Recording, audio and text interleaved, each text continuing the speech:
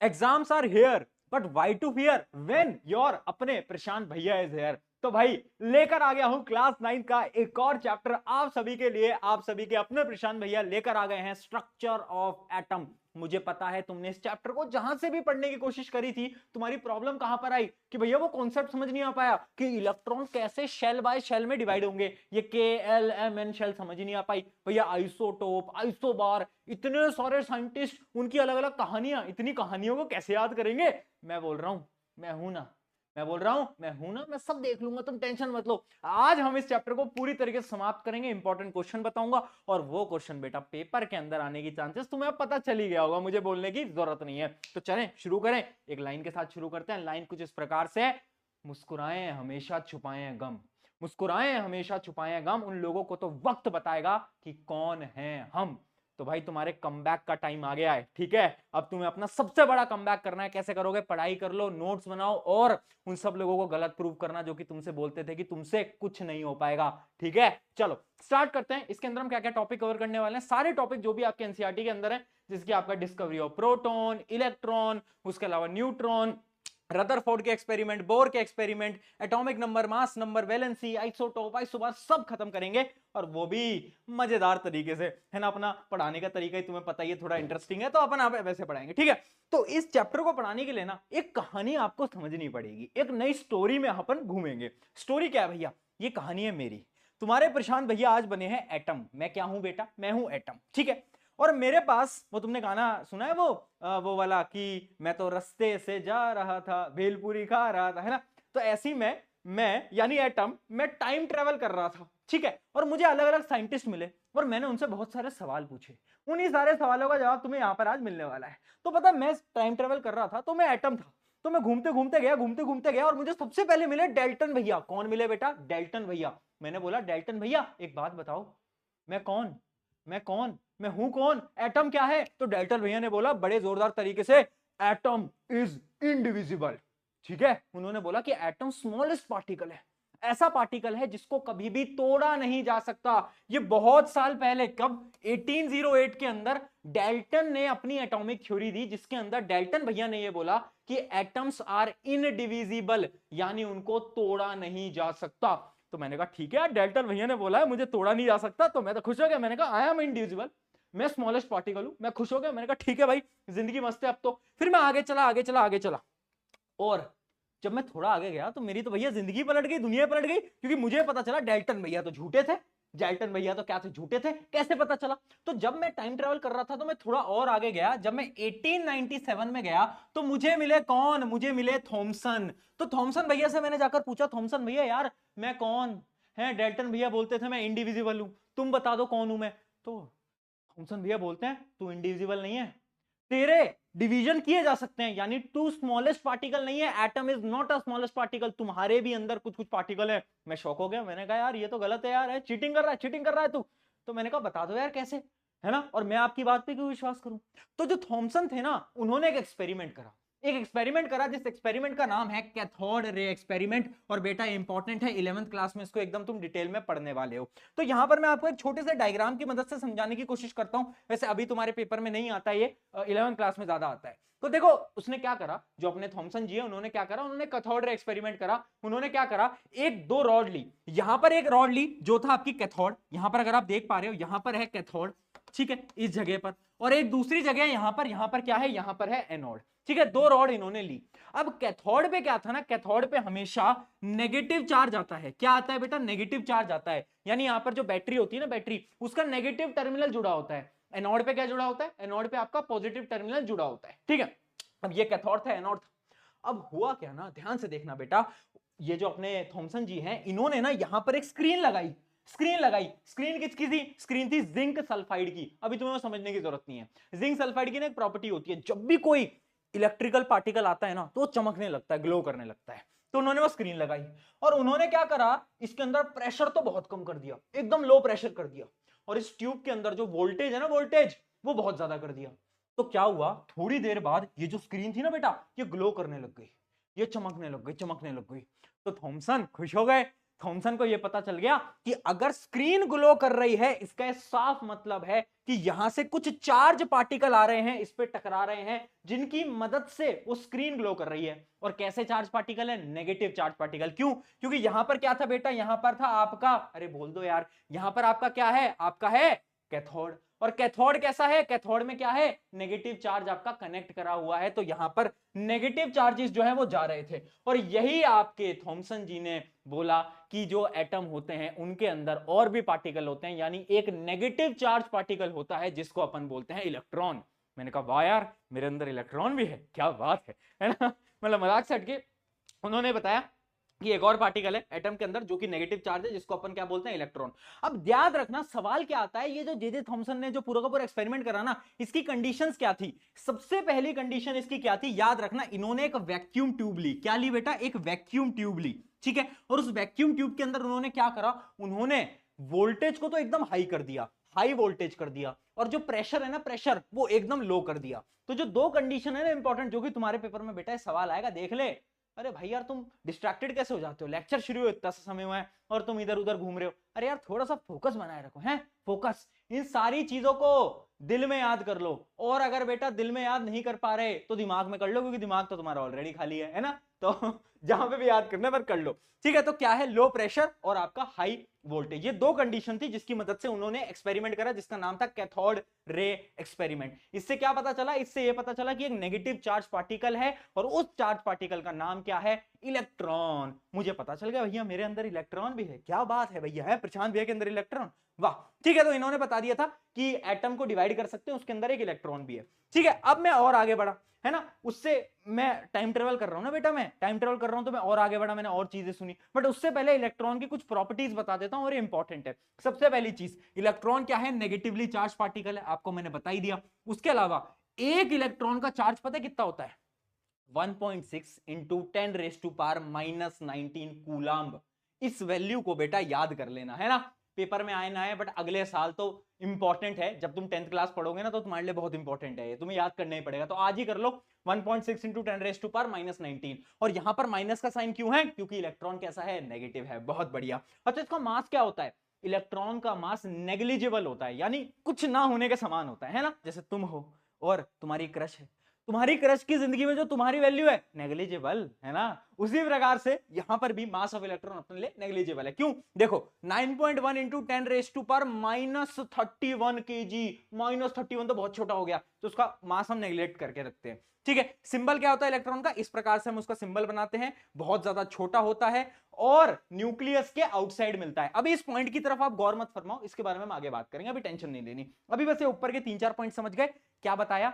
मैं time travel कर रहा था, मुझे मिले थॉमसन बाबा, मैंने कहा थॉमसन बाबा कुछ बताओ, तो उन्होंने बोला कैथोड रे एक्सपेरिमेंट है, और एक नेगेटिव चार्ज पार्टिकल है तेरे अंदर जिसका नाम है इलेक्ट्रॉन। इलेक्ट्रॉन की प्रॉपर्टी समझ गए, ठीक है। अब अच्छा, एक एक्सपेरिमेंट और हुआ था, है ना। और वो जो एक्सपेरिमेंट था ना, वो पता किसने करा था? वो करा था आपके ई गोल्डस्टन। ई गोल्डस्टन ने, और ई गोल्डस्टन ने भी सेम एक्सपेरिमेंट करा था। जैसे आपको याद है ना, कैथोड रे, ऐसे पार्टिकल आया, फिर वो चमकने लग गई स्क्रीन, ऐसा ही पार्टिकल, ऐसे ही उन्होंने एक एक्सपेरिमेंट करा था। बट उन्होंने पता है किसकी मदद से करा था? उन्होंने करा था आपके एनोड की मदद से। किसकी मदद से? एनोड रे एक्सपेरिमेंट अपन उसको बोलते हैं, या फिर अपन उसको कैनाल एक्सपेरिमेंट भी बोलते हैं। कैनाल रे एक्सपेरिमेंट या फिर एनोड, है ना, एनोड रे एक्सपेरिमेंट। उसमें क्या हो रहा था? जे थॉमसन ने क्या करा? उन्होंने एक्सपेरिमेंट करा था किसकी मदद से? कैथोड की मदद से, इन्होंने एनोड की मदद से। तो इनको जो एक्सपेरिमेंट में मिला ना, वो पता क्या था? इनको ये पता चला कि नेगेटिव चार्ज के साथ साथ एक पॉजिटिव चार्ज भी होता है, क्योंकि इस एक्सपेरिमेंट के अंदर भी स्क्रीन ग्लो करने लग गई थी। आपके सिलेबस के अंदर बेटा एक्सपेरिमेंट नहीं है, पढ़ने की कोई जरूरत नहीं है ना, बड़ी क्लासेस में पढ़ते हो। अभी आप बस नाम याद रखना, नाम क्या है? एनोड रे एक्सपेरिमेंट या फिर कैनाल रे एक्सपेरिमेंट। इससे क्या पता चला था? इससे पता चला कि एक पॉजिटिव चार्ज पार्टिकल भी है। मैंने पूछा क्या है? मेरे अंदर नेगेटिव पार्टिकल भी है, पॉजिटिव भी है, क्या बात है यार, है।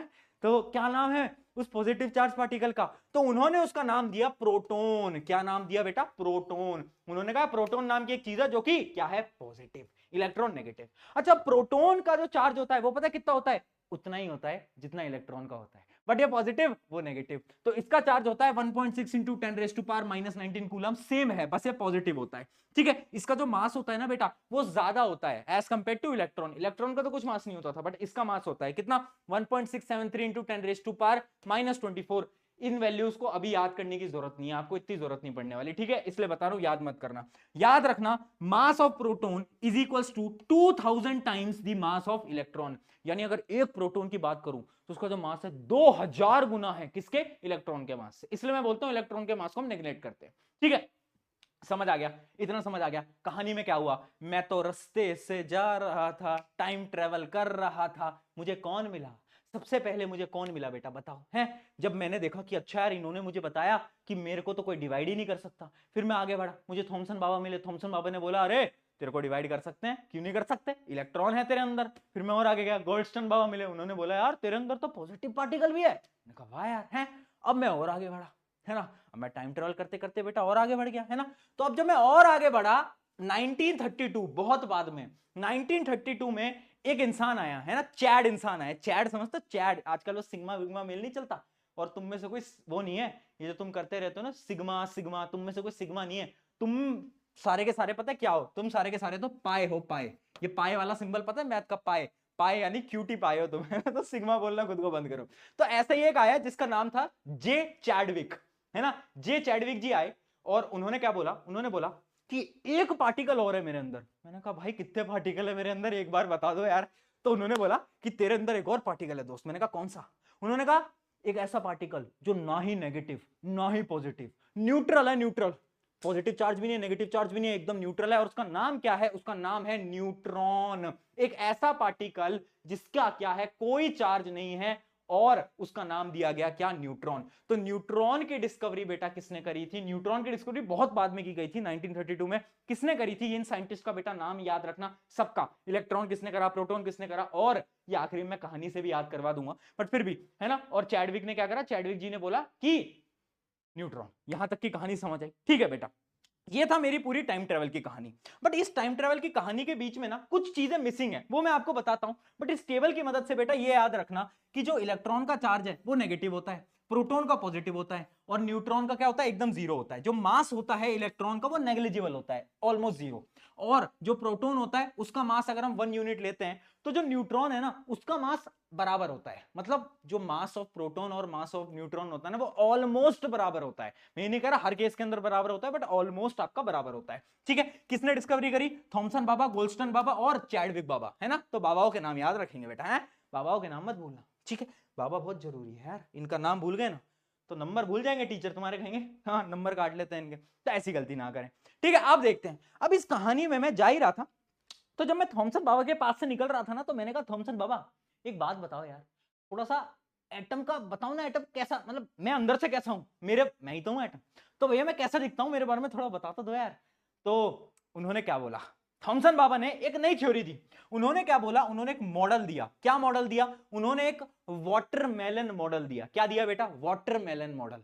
उन्होंने मुझसे बोला कि तुम एक वाटरमेलन की तरह हो। मैंने कहा मैं वाटरमेलन की तरह कैसे हूं? उन्होंने कहा बिल्कुल हो तुम वाटरमेलन की तरह। वाटरमेलन को अगर तुमने एकदम क्लोजली देखा हो तो यहां पर आप देखोगे कि देखो कुछ जो है आपकी सीड्स होती हैं, आप यहां पर देख पा रहे होगे, कुछ आपकी क्या है, कुछ ना कुछ सीड्स हैं, है ना, और ये ब्लैक सीड्स हैं और रेड पार्ट है। तो उन्होंने ये बोला, थॉमसन बाबा ने बोला ये जो रेड पोर्शन है ना ये पॉजिटिव चार्ज है, और ये जो ब्लैक है ना ये नेगेटिव चार्ज है। यानी थॉमसन बाबा जी ने ये बोला कि एक एटम के अंदर जो पॉजिटिव चार्ज होता है वो डिस्ट्रीब्यूटेड होता है, यूनिफॉर्म, हर जगह फैला हुआ है। बट जो नेगेटिव चार्ज है ना वो ऐसे ऐसे ऐसे ऐसे, ऐसे एक एक एक एक जगह पे आपको मिलने वाला है। और एक और चीज बोली थॉमसन बाबा ने, ये भी बोला कि यार जो ओवरऑल चार्ज होता है ना एटम का वो हमेशा जीरो होता है, यानी जितना नेगेटिव चार्ज उतना ही पॉजिटिव चार्ज। तो ये जो दो बातें हैं ये किसने बोली थी बेटा? ये जो दो बातें हैं ये बोली थी आपकी Thompson model of an atom. उन्होंने क्या बोला? पहली चीज याद रखना कि जो आपका एटम होता है उसके अंदर क्या होता है, पॉजिटिव चार्ज जो होता है वो एकदम डिस्ट्रीब्यूटेड होता है, जैसे वाटरमेलन का जो रेड पार्ट होता है। उसके अलावा जो इलेक्ट्रॉन होता है वो एकदम जैसे ब्लैक सीड होते हैं वाटरमेलन के अंदर, उसकी प्रकार से आपका इलेक्ट्रॉन होता है, ठीक है। तो ये कुछ चीजें उन्होंने आपके बारे में बताई। अगर हम इसको अपने एग्जांपल से समझने लगे तो जैसे एक कुकी होती है ना, कुकी, कुकी आप देख सकते हो हर जगह फैला हुआ है, बट ये जो इसके अंदर जो चॉकलेट वाला पोर्शन है ना बेटा, ये कुछ कुछ जगह पे, भूख लग गई यार देख के, कोई बात नहीं, खाना भी नहीं खाया कोई, चलो चलता है चलता है, चलो कोई नहीं, है ना। तो यहां पर आप देख सकते हो कि ये क्या है, ये आपकी बीच में चॉकलेट है। तो चॉकलेट क्या है? ये चॉकलेट आपके इलेक्ट्रॉन, और बाकी का जो एरिया है वो क्या है, पॉजिटिव पार्टिकल यानी प्रोटॉन। ये कौन बोल रहा था? ये बोल रहे थे थॉमसन बाबा, ठीक है। तो थॉमसन बाबा की दो पोस्टुलेट्स आपको याद रखनी है बेटा। पोस्टुलेट्स क्या होती हैं? पोस्टुलेट्स यानी स्टेटमेंट। सवाल आएगा पेपर के अंदर, what are the two postulates proposed by Thomson. Thomson बाबा ने क्या दो पोस्टुलेट्स दी थी? तो याद रखना, पहली पोस्टुलेट उन्होंने दी क्या? इन an atom consist of positive charge sphere and electron embedded in it. यानी वाटरमेलन की तरह एक एटम होता है जिसमें पॉजिटिव चार्ज फैला हुआ है और इलेक्ट्रॉन जो नेगेटिव चार्ज है वो उसके अंदर एक एक एक एक ऐसे एम्बेड किया होता है, मतलब पड़ा होता है अंदर। उसके अलावा negative and positive charges are equal, यानी उनका जो मैग्नीट्यूड है वो एकदम बराबर है, कोई टेंशन नहीं है। इतना तो भैया समझ आ गया, ये तो बहुत बढ़िया है। तो थॉमसन बाबा ने अपनी थ्योरी दे दी। मैंने कहा थैंक यू थॉमसन बाबा, सल्यूट है आपको, है आपने मेरी डिस्कवरी में बहुत साथ दिया मेरा। अब अच्छा चलता हूं, दुआओं में याद रखना। तो अब मैं आगे बढ़ा, जीवन में आगे बढ़ता रहना चाहिए बेटा, है ना। तो एक क्वेश्चन और देख लेते हैं आगे बढ़ने से पहले। क्या है? On what basis Thomson model of an atom explain how the atomic neutral as a whole. यानी ये देखो, ये क्वेश्चन देखो, क्या क्वेश्चन में पूछ रहा है कि थॉमसन ने कैसे बताया कि जो एटम है ना वो न्यूट्रल है। कैसे बताया? बस आपको एक्सप्लेन करना था। इस क्वेश्चन के अंदर आपको एक्सप्लेन करना था एटम के अंदर क्या है, पॉजिटिव चार्ज भी होता है, नेगेटिव चार्ज भी होता है, उन दोनों का मैग्नीट्यूड बराबर होता है। और इस हिसाब से थॉमसन बाबा ने बताया। क्या बताया? अच्छा, थॉमसन बाबा बाबा मत लिख के आ जाना पेपर के अंदर, कभी तुम पिटवाओ मुझे भी और खुद को भी, है ना। तो उन्होंने बताया कि जो ओवरऑल जो चार्ज है वो एकदम जीरो होता है, यानी न्यूट्रल होता है। चलिए अब मैं और आगे बढ़ा, है ना, जीवन में आगे बढ़ते रहना चाहिए। मैं और आगे बढ़ा और अब मुझे रदरफोर्ड मिले। ये बड़े ज्ञानी इंसान थे। तो इन्होंने क्या करा, इन्होंने बोला यार मेरे पास ना कुछ एक्सपेरिमेंट है करने को। मैंने कहा रदरफोर्ड जी कर दो, आपको जब मन है आप वो एक्सपेरिमेंट कर दो। तो इन्होंने one of the most important experiment करा, और तुम्हारे सिलेबस का भी सबसे इंपॉर्टेंट एक्सपेरिमेंट है फोकस फोकस फोकस। बेटा फोकस फोकस मेरे पे नहीं यार, स्क्रीन पे। कहां फोकस? उस पीछे स्क्रीन पे फोकस, ठीक है। अब ध्यान से एकदम एकदम फोकस पे आ जाओ। देखो इन्होंने क्या बोला, इन्होंने एक एक्सपेरिमेंट दिया जो कि है गोल्ड फॉइल एक्सपेरिमेंट। अब देखना बेटा, इनको ना ये प्रूव करना था कि जो एटम का जो स्ट्रक्चर होता है ना वो वैसा नहीं होता जैसे कि थॉमसन बाबा ने बताया। थॉमसन बाबा ने क्या बताया कि पूरा पॉजिटिव है, बीच में ऐसे ऐसे ऐसे नेगेटिव है। इनकी थोड़ी दुश्मनी थी, है ना, थॉमसन बाबा से। तो इन्होंने बोला गलत बोल रहा है, मैं प्रूव करूंगा।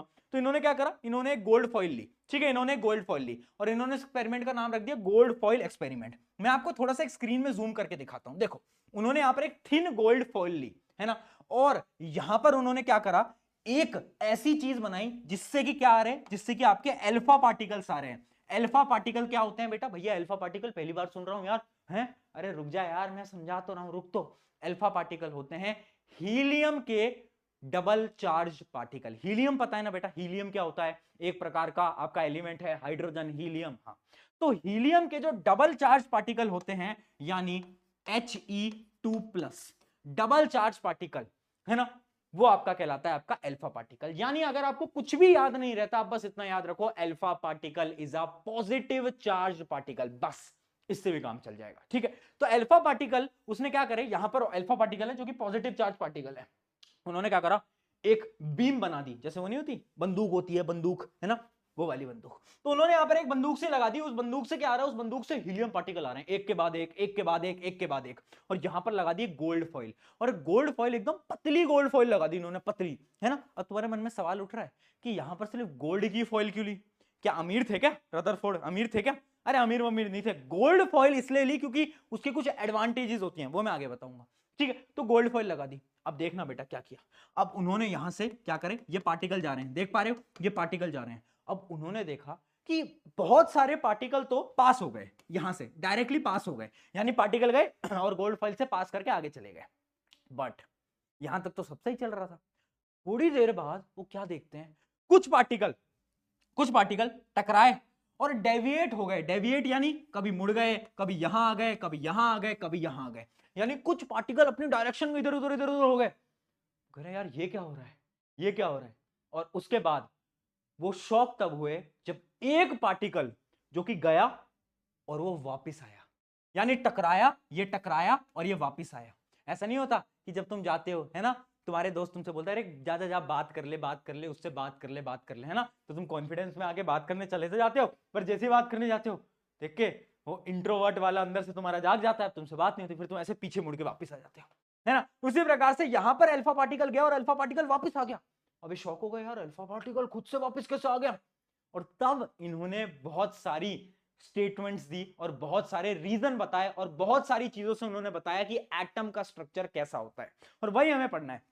ये एक्सपेरिमेंट तो समझ में आ गया, अल्फा पार्टिकल, गोल्ड फॉइल, ठीक है, बहुत सारे पार्टिकल क्या कर गए, पास डाउन कर गए, कुछ पार्टिकल डिफ्लेक्ट कर गए और एक पार्टिकल वापस आ गया। ठीक है, ये था आपका क्या, ये होता है आपका रदरफोर्ड का एक्सपेरिमेंट। ठीक है, रदरफोर्ड मॉडल ऑफ एटम।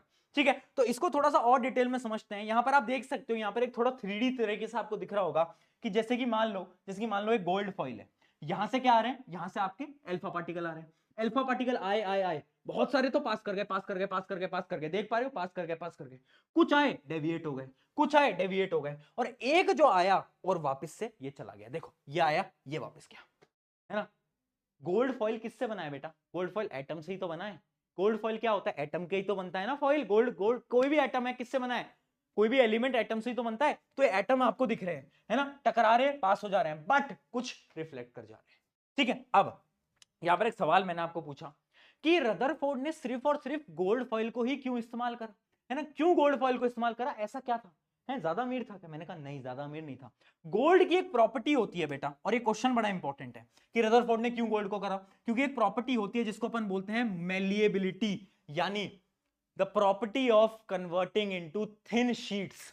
यानी अगर आप गोल्ड है ना, गोल्ड एक ऐसा आपका मेटल है जिसको अगर आप ऐसे मारोगे ना हथौड़े से तो एकदम पतली थिन शीट के अंदर कन्वर्ट हो जाएगा, बाकी एलिमेंट नहीं हो पाते, है ना। अब थिन शीट में क्यों कन्वर्ट करना था, ताकि जितना पतला फॉइल हो, है ना, उतना ही अच्छा एक्सपेरिमेंट हो पाएगा। तो ये बहुत इंपॉर्टेंट है, याद रखना, Rutherford wanted a metal sheet that could be thin as possible. उनको एकदम पतली मेटल शीट चाहिए थी, और वो गोल्ड कर सकता था, क्योंकि गोल्ड के पास क्या प्रॉपर्टी है, मोस्ट मेलिएबल, यानी वो थिन शीट्स के अंदर इजीली कन्वर्ट हो जाता है ना। इस वजह से उन्होंने क्या करा, गोल्ड को यूज करा एज अ फॉइल। ये इंपॉर्टेंट सवाल है, फिर बोल रहा हूं, यहां पर स्टार मार्क कर लेना, पेपर के अंदर आने की चांसेस बहुत ज्यादा हो सकती है। चलिए, है ना, फिर बोलोगे भैया पेपर लीक कर दिया, पेपर लीक कर दिया।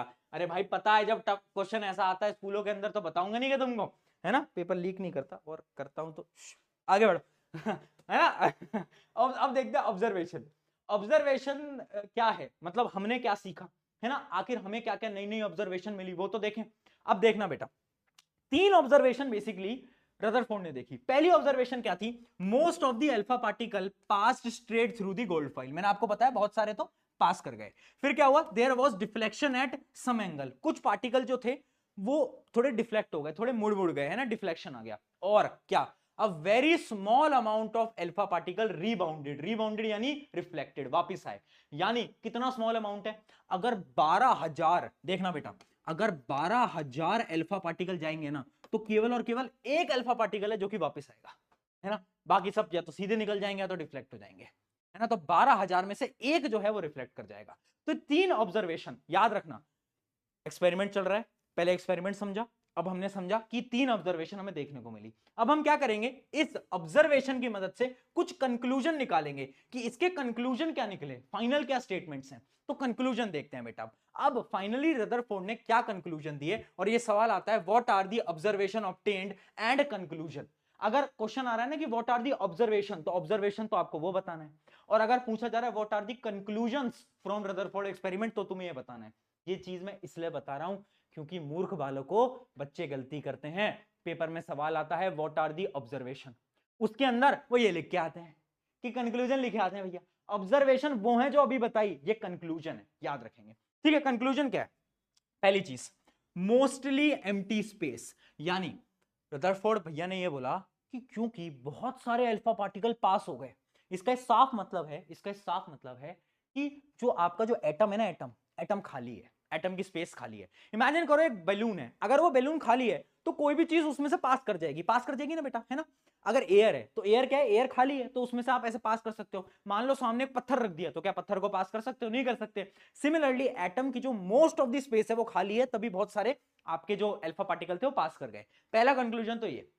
अगला, पॉजिटिव चार्ज न्यूक्लियस, यानी अगली चीज उन्होंने ये बोली कि एटम के पास एक ऐसी जगह है जिसके अंदर क्या है, बहुत सारा मास स्टोर्ड है, यानी बहुत सारा पॉजिटिव चार्ज स्टोर्ड है, और उसी को उन्होंने नाम दिया न्यूक्लियस। क्या नाम दिया, न्यूक्लियस।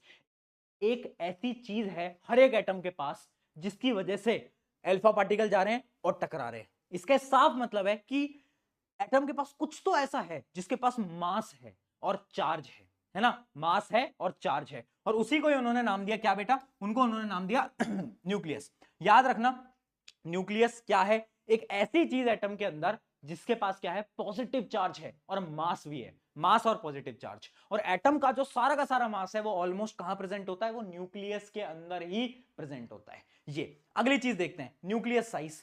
अगली ऑब्जर्वेशन हमें ये देखने को मिली कि न्यूक्लियस तो है बट बहुत छोटा है, क्योंकि तुमने देखा ना कि 12,000 में से सिर्फ एक पार्टिकल वापस गया, न्यूक्लियस से टकराया तभी तो वापस गया। अरे एक बात बता, अल्फा पार्टिकल क्या है, पॉजिटिव चार्ज, न्यूक्लियस के अंदर क्या है, पॉजिटिव चार्ज, पॉजिटिव पॉजिटिव क्या करेंगे बेटा, रिपेल करेंगे, है ना, ये तो पढ़ा है 8th क्लास के अंदर, रिपेल करेंगे। तो न्यूक्लियस है तो बट बहुत छोटा है, और यही है न्यूक्लियस साइज, यानी न्यूक्लियस इज एक्सट्रीमली स्मॉल। ये तीसरा कंक्लूजन। चौथी चीज क्या है, मास कंसंट्रेशन, जो कि मैं आपको ऑलरेडी बता चुका हूं कि जितना भी मास है ना एटम का, वो कहां पर है, वो आपका न्यूक्लियस के अराउंड क्या है, स्टोर्ड है। बाकी जो आपका पूरा एटम है वो एम्प्टी है। ठीक है, तो ये 3-4 चीजों को याद रखना। पहला क्या है, ज्यादातर स्पेस एकदम एम्प्टी है। फिर एक चीज हमें पता चली जो कि है न्यूक्लियस, जिसके अंदर बहुत सारा मास है, साथ साथ में पॉजिटिव चार्ज है। फिर हमें पता चला न्यूक्लियस का साइज एकदम छोटा है, एकदम छोटा सा है। और हमें क्या पता चला, मास कंसंट्रेशन, यानी जो जितना भी मास है वो न्यूक्लियस के अंदर क्या है, कंसंट्रेटेड है। ये 4 ऑब्जर्वेशन क्या समझ आया? आया तो जल्दी बताओ, मैं 1 मिनट पानी पी के आता हूं, जल्दी। आ गया ना समझ में? इतना डन है। चलो, ये कंक्लूजन्स आपको यहां पर एकदम समझ आ गए कि क्या क्या कंक्लूजन थे, है ना। उसके अलावा अगर हम बात करें कि फीचर्स क्या हैं, मतलब जो रदरफोर्ड के एक्सपेरिमेंट हुए ना, उसके फाइनल फीचर्स क्या हैं, तो वही है कंक्लूजन, फीचर एक ही बात है। तो फीचर क्या क्या पता चले, पहली चीज, there is a positive placed nucleus. पहली चीज क्या पता चली कि न्यूक्लियस है, हर एक एटम के पास न्यूक्लियस है ना, हमें पता चल गई न्यूक्लियस है। और न्यूक्लियस का साइज छोटा है, हमें यह भी पता चला। अगली चीज हमें क्या पता चली, ये बताया था रदरफोर्ड ने, क्या बताया कि electron revolve round nucleus in a well defined orbit. यानी रदरफोर्ड ने एक और स्टेटमेंट दी, उन्होंने ये तो बताया कि ठीक है न्यूक्लियस है, पर उन्होंने ये भी बताया कि जो इलेक्ट्रॉन्स है ना वो घूम रहे हैं, किसके अराउंड, वो घूम रहे हैं आपके किसके अराउंड, न्यूक्लियस के अराउंड, ये भी बताया। उसके अलावा क्या बताया, size of nucleus is very small. तो याद रखना, पहला क्या था, पहला था हमारा ऑब्जर्वेशन, फिर हमने बात करी कंक्लूजन, और फाइनली हमने बात करी रदरफोर्ड का आपका जो फीचर्स हैं, जो रदरफोर्ड ने फाइनल जो मॉडल दिया है उसके क्या क्या फीचर्स हैं। ठीक है, तो कंफ्यूज मत होना, ऑब्जर्वेशन, कंक्लूजन और फाइनल है जो रदरफोर्ड ने फाइनल जो बताया कि ये फीचर्स हैं, मैं जो मॉडल दे रहा हूं उसके फीचर हैं। क्या क्या फीचर हैं, पहली चीज, एक न्यूक्लियस नाम की चीज होती है जिसमें सारा का सारा मास स्टोर्ड है, न्यूक्लियस का जो साइज है वो बहुत छोटा होता है, और इलेक्ट्रॉन्स जो हैं वो न्यूक्लियस के अराउंड आपके घूमते हैं ऑर्बिट्स के अंदर। ठीक है, ये 3 चीजें आपके किसने दी, रदरफोर्ड ने। मैंने कहा ठीक है रदरफोर्ड जी, बहुत बहुत धन्यवाद आपका, अच्छा चलता हूं, दुआओं में याद रखना। चलिए, तो हम रदरफोर्ड से अब आगे बढ़ जाते हैं, है ना। और अब मैं थोड़ा सा आगे बढ़ रहा था तो मुझे ना एक बाबा मिलते हैं, बोर बाबा। कौन है बेटा, बोर बाबा। ठीक है, और ये जो बोर बाबा थे ना, वो ये बोलते हैं कि यार ये जो रदरफोर्ड था ना ये झूठा है। मैंने कहा यार कैसे झूठा है यार, क्या बात कर रहे हो हैं, मैं पहले वो रदरफोर्ड से मिला, उसने बोला थॉमसन झूठा है, अब मैं तुमसे मिल रहा हूं, तुम कह रहे हो रदरफोर्ड झूठा है, क्या चल रहा है भाई। मैंने कहा नहीं झूठा है। मैंने कहा कैसे झूठा है, उन्होंने कहा कि उसने जो मॉडल दिया है ना, मॉडल, उस मॉडल के अंदर ड्रॉबैक है। मैंने कहा क्या ड्रॉबैक है, क्या कमी है, तो उन्होंने बोला एक कमी है बहुत बड़ी। मैंने कहा बताओ। उन्होंने बोला रदरफोर्ड ये बोल रहा है कि इलेक्ट्रॉन घूम रहा है। मैंने कहा बिल्कुल घूम रहा है, तो अगर इलेक्ट्रॉन घूम रहा है तो कुछ समय बाद इलेक्ट्रॉन की एनर्जी कम होगी। मैंने कहा बिल्कुल कम होगी, कोई चीज एक्सेलरेट करती है तो एनर्जी कम होती है। अब जब उसकी एनर्जी कम होगी, और फिर वो न्यूक्लियस के अंदर आके मिल जाएगा, मैंने कहा बात तो आपकी सही है, अगर सारे इलेक्ट्रॉन न्यूक्लियस में आकर मिल रहे हैं तो इस हिसाब से तो एटम एग्जिस्ट ही नहीं करना चाहिए, एटम तो खत्म हो जाना चाहिए, बट एटम तो एग्जिस्ट करता है। मैंने कहा यार मेरे ही एग्जिस्टेंस पे सवाल उठा दिया इसने तो, है मेरे ही एग्जिस्टेंस, मैं ही तो एटम था, मेरे पे ही सवाल उठा दिया। मैंने कहा बात तो सही कह रहा है, रदरफोर्ड झूठा था फिर तो, है ना।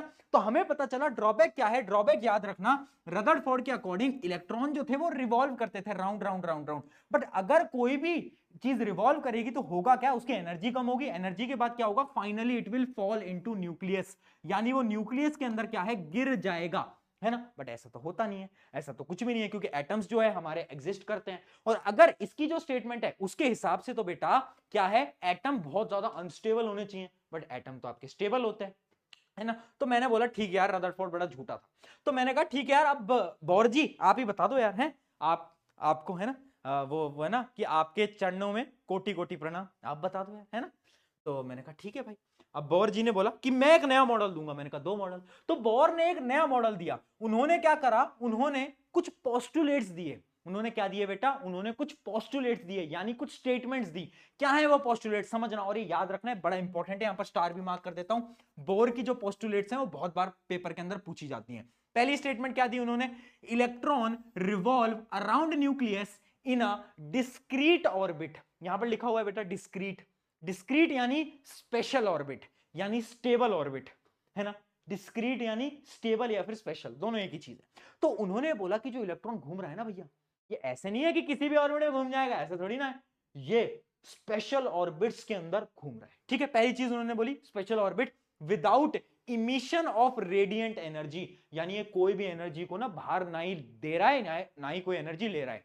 यानी ये जो इलेक्ट्रॉन है ना, जब भी अपने स्पेशल ऑर्बिट में घूमेगा ना, तो ना ही ये किसी से एनर्जी लेगा, ना ही ये किसी को एनर्जी देगा, यानी एनर्जी का कोई भी लॉस या फिर कोई भी गेन ही नहीं होगा। ये उन्होंने पहली स्टेटमेंट दी। और ये जो शेल है ना जिसके अंदर वो घूम रहा है, उनको उन्होंने नाम दिया एनर्जी शेल या फिर एनर्जी लेवल्स। क्या नाम दिया, एनर्जी शेल, एनर्जी लेवल्स। क्या है, ये एक प्रकार के ऑर्बिट्स हैं जिसके अराउंड आपका इलेक्ट्रॉन घूम रहा है। अगली स्टेटमेंट इन्होंने क्या दी, an orbit or energy level is designated as KLMN shells। ये पोस्टुलेट्स इंपॉर्टेंट है। पहली पोस्टुलेट समझ गए ना कि उन्होंने क्या बोला कि एक डिस्क्रीट एक स्पेशल ऑर्बिट है, उसके अराउंड घूमता है, तो ना ही एनर्जी दे सकता है ना ही एनर्जी ले सकता है, वो उसी जगह पर रहेगा, और उसको नाम क्या दिया, एनर्जी शेल। ठीक है, अब आगे बात करते हैं। अब देखते हैं, अब यहां पर क्या है, उसने दूसरी पोस्टुलेट में बोला कि ये जो ऑर्बिट है ना जिसके अराउंड घूम रहा है, वो भी अलग अलग टाइप के हैं। जैसे कि एक ऑर्बिट है के, फिर है एक ऑर्बिट एल, फिर एक ऑर्बिट एम, फिर एक ऑर्बिट एन। तो ऐसे अलग अलग ऑर्बिट है ना, सबके स्पेशल स्पेशल ऑर्बिट है और उनके नाम भी हैं के एल एम एन शेल्स। ठीक है, अगला देखते हैं। When a electron in the lowest energy level it is said to be ground state, यानी जब भी आपका जो इलेक्ट्रॉन है वो सबसे छोटी वाली शेल के अंदर है ना, देखो बेटा मैं आपको थोड़ा सा पोस्टुलेट समझा रहा हूं, बट उससे पहले आपको थोड़ा सा मुझे बताना पड़ेगा, वरना पोस्टुलेट समझ नहीं आ पाएगी। देखो यहां पर उन्होंने क्या बोले, अलग अलग शेल है। जो ये आपका न्यूक्लियस है, न्यूक्लियस के जो सबसे पास है ना वो है आपकी के शेल, उससे दूर एल शेल, फिर एम, फिर एन, ऐसे आगे ओ भी होता है। ठीक है, तो ऐसे आपकी शेल है। अब उन्होंने ये भी बोला कि जो शेल सबसे पास है ना, सबसे पास न्यूक्लियस के, उसकी जो एनर्जी होती है ना वो सबसे कम होती है, और उसको उन्होंने नाम दिया, ये जो के शेल है उसको उन्होंने नाम दिया ग्राउंड स्टेट। क्या दिया, ग्राउंड स्टेट। यानी ये वो है जहां पर एनर्जी एकदम कम है, एकदम कम है, ये उसकी क्या हो गई, ग्राउंड स्टेट हो गई, एनर्जी एकदम कम है। अगर एल पे है तो एनर्जी ज्यादा है, एम पे है तो उससे ज्यादा है, एन पे है तो उससे भी ज्यादा एनर्जी है। तो इलेक्ट्रॉन विद लोएस्ट एनर्जी कहां पर होगा, इसके पास, जिसके पास थोड़ी ज्यादा एनर्जी है इसके पास, उससे ज्यादा एनर्जी है इसके पास, उससे ज्यादा एनर्जी है इसके पास। तो दो पोस्टुलेट आप समझ गए, पहली ने बताया कि एनर्जी शेल क्या होती है, फिर बताया कि अलग अलग शेल भी होती है, नाम भी उसका दे दिया। ठीक है, तो ये दो पोस्टुलेट समझ आई। अब अगली पोस्टुलेट समझना। अगली पोस्टुलेट क्या है बेटा, वो ये बोलती है इलेक्ट्रॉन इमिट्स और absorb energy when it jumps from one orbit और एनर्जी लेवल टू अनदर। यानी तीसरी पोस्टुलेट ये बोलती है कि ये जो इलेक्ट्रॉन है ना, ये एनर्जी ले दे सकता है, बट एक केस के अंदर, ये अपने जब ऑर्बिट को बदलेगा तब ये अपनी एनर्जी को लूज या फिर गेन कर सकता है। और वो यहां पर लिखा है कि इलेक्ट्रॉन एमिट और absorb energy when it jumps from one orbit to another. एक से दूसरे ऑर्बिट में जाएगा तभी वो एनर्जी को चेंज कर सकता है, वरना एनर्जी जब एक ही ऑर्बिट पे है तब एनर्जी सेम रहेगी। ये आपका तीसरा आ गया। ठीक है, अगला देखते हैं। When it jumps from higher level, जब ये हायर शेल से लोअर शेल पे जाता है तो एनर्जी को बाहर देता है, और जब ये लोअर एनर्जी से हायर एनर्जी में जाता है, हायर शेल्स में जाता है, तो क्या करता है, एनर्जी को अब्सॉर्ब करता है। ये तो ऑब्वियस सी बात है, अगर तुम्हें सीढ़ियां चढ़नी है, ऊपर जाना है, हायर लेवल पे जाना है, तो तुम्हें एनर्जी चाहिए होगी, है ना। बट अगर तुम्हें नीचे आना है तो क्या है, तुम्हें अपनी अपनी एनर्जी को बाहर देना पड़ेगा, ऑब्वियस सी बात है। यही यहां पर लिखा है कि जब भी higher energy level to lower जाएगा एनर्जी को बाहर रिलीज करेगा, बट जब लोअर से हायर जाएगा तो एनर्जी को अब्सॉर्ब करेगा। और ये जो चार पोस्टुलेट्स हैं ये बड़े इंपॉर्टेंट है, और यही है आपका बोर मॉडल। और बोर मॉडल ने क्या बताया, बोर मॉडल ने ये बताया कि अलग अलग शेल हैं, शेल के नंबर दिए के एल एम एन बताया, फिर उसके बाद ये बताया कि इनकी एनर्जी सेम रहती है अनटिल एंड अनलेस ये शेल को नहीं बदलते। अगर ये अपने ऑर्बिट को बदलेंगे, शेल को बदलेंगे, तो क्या होगा, तो एनर्जी या तो इमिट करेंगे या तो अब्सॉर्ब करेंगे। और लास्ट क्या बताया कि जब भी एक जगह से दूसरी जगह जंप करेंगे तो एनर्जी अब्सॉर्ब करते हैं या तो लूज करते हैं कंडीशन के अकॉर्डिंग। ये चार समझ आ गया। चलिए आगे बढ़ा जाए, यहां तक एकदम क्लियर हो गया। ये चारों के चारों पोस्टुलेट जो है ना आपको एकदम याद हो जाने चाहिए बेटा, ये बहुत इंपॉर्टेंट है। बोर ने इन चारों पोस्टुलेट की मदद से बहुत सारी चीजें बताई। आगे हम और पढ़ने वाले हैं कि इन्होंने क्या क्या चीजें और बताई, बट यहां तक तो अपन को डन हो गया। अब एक नया कॉन्सेप्ट हमारा आ जाता है और उस कॉन्सेप्ट का नाम है बेटा क्या, उसका नाम है एटॉमिक नंबर। और ये बेटा बहुत इंपॉर्टेंट है, इसको ध्यान से देखो, है ना। कितना ध्यान से देखो, लाइन बोलता हूं ना, है ना। इतना देखो जितना देखा जा सकता था, लेकिन दो आंखों से कितना ही देखा जा सकता था। ये बड़ा इंपॉर्टेंट है। एटॉमिक नंबर क्या होता है, तो साइंटिस्ट के अकॉर्डिंग जो आपका एटम है ना, उसके अंदर जितने नंबर ऑफ प्रोटॉन हैं, क्या बोल रहा हूं, जितने नंबर ऑफ प्रोटॉन हैं वही उसका एटॉमिक नंबर। जितने नंबर उसके प्रोटॉन उतना उसका एटॉमिक नंबर है।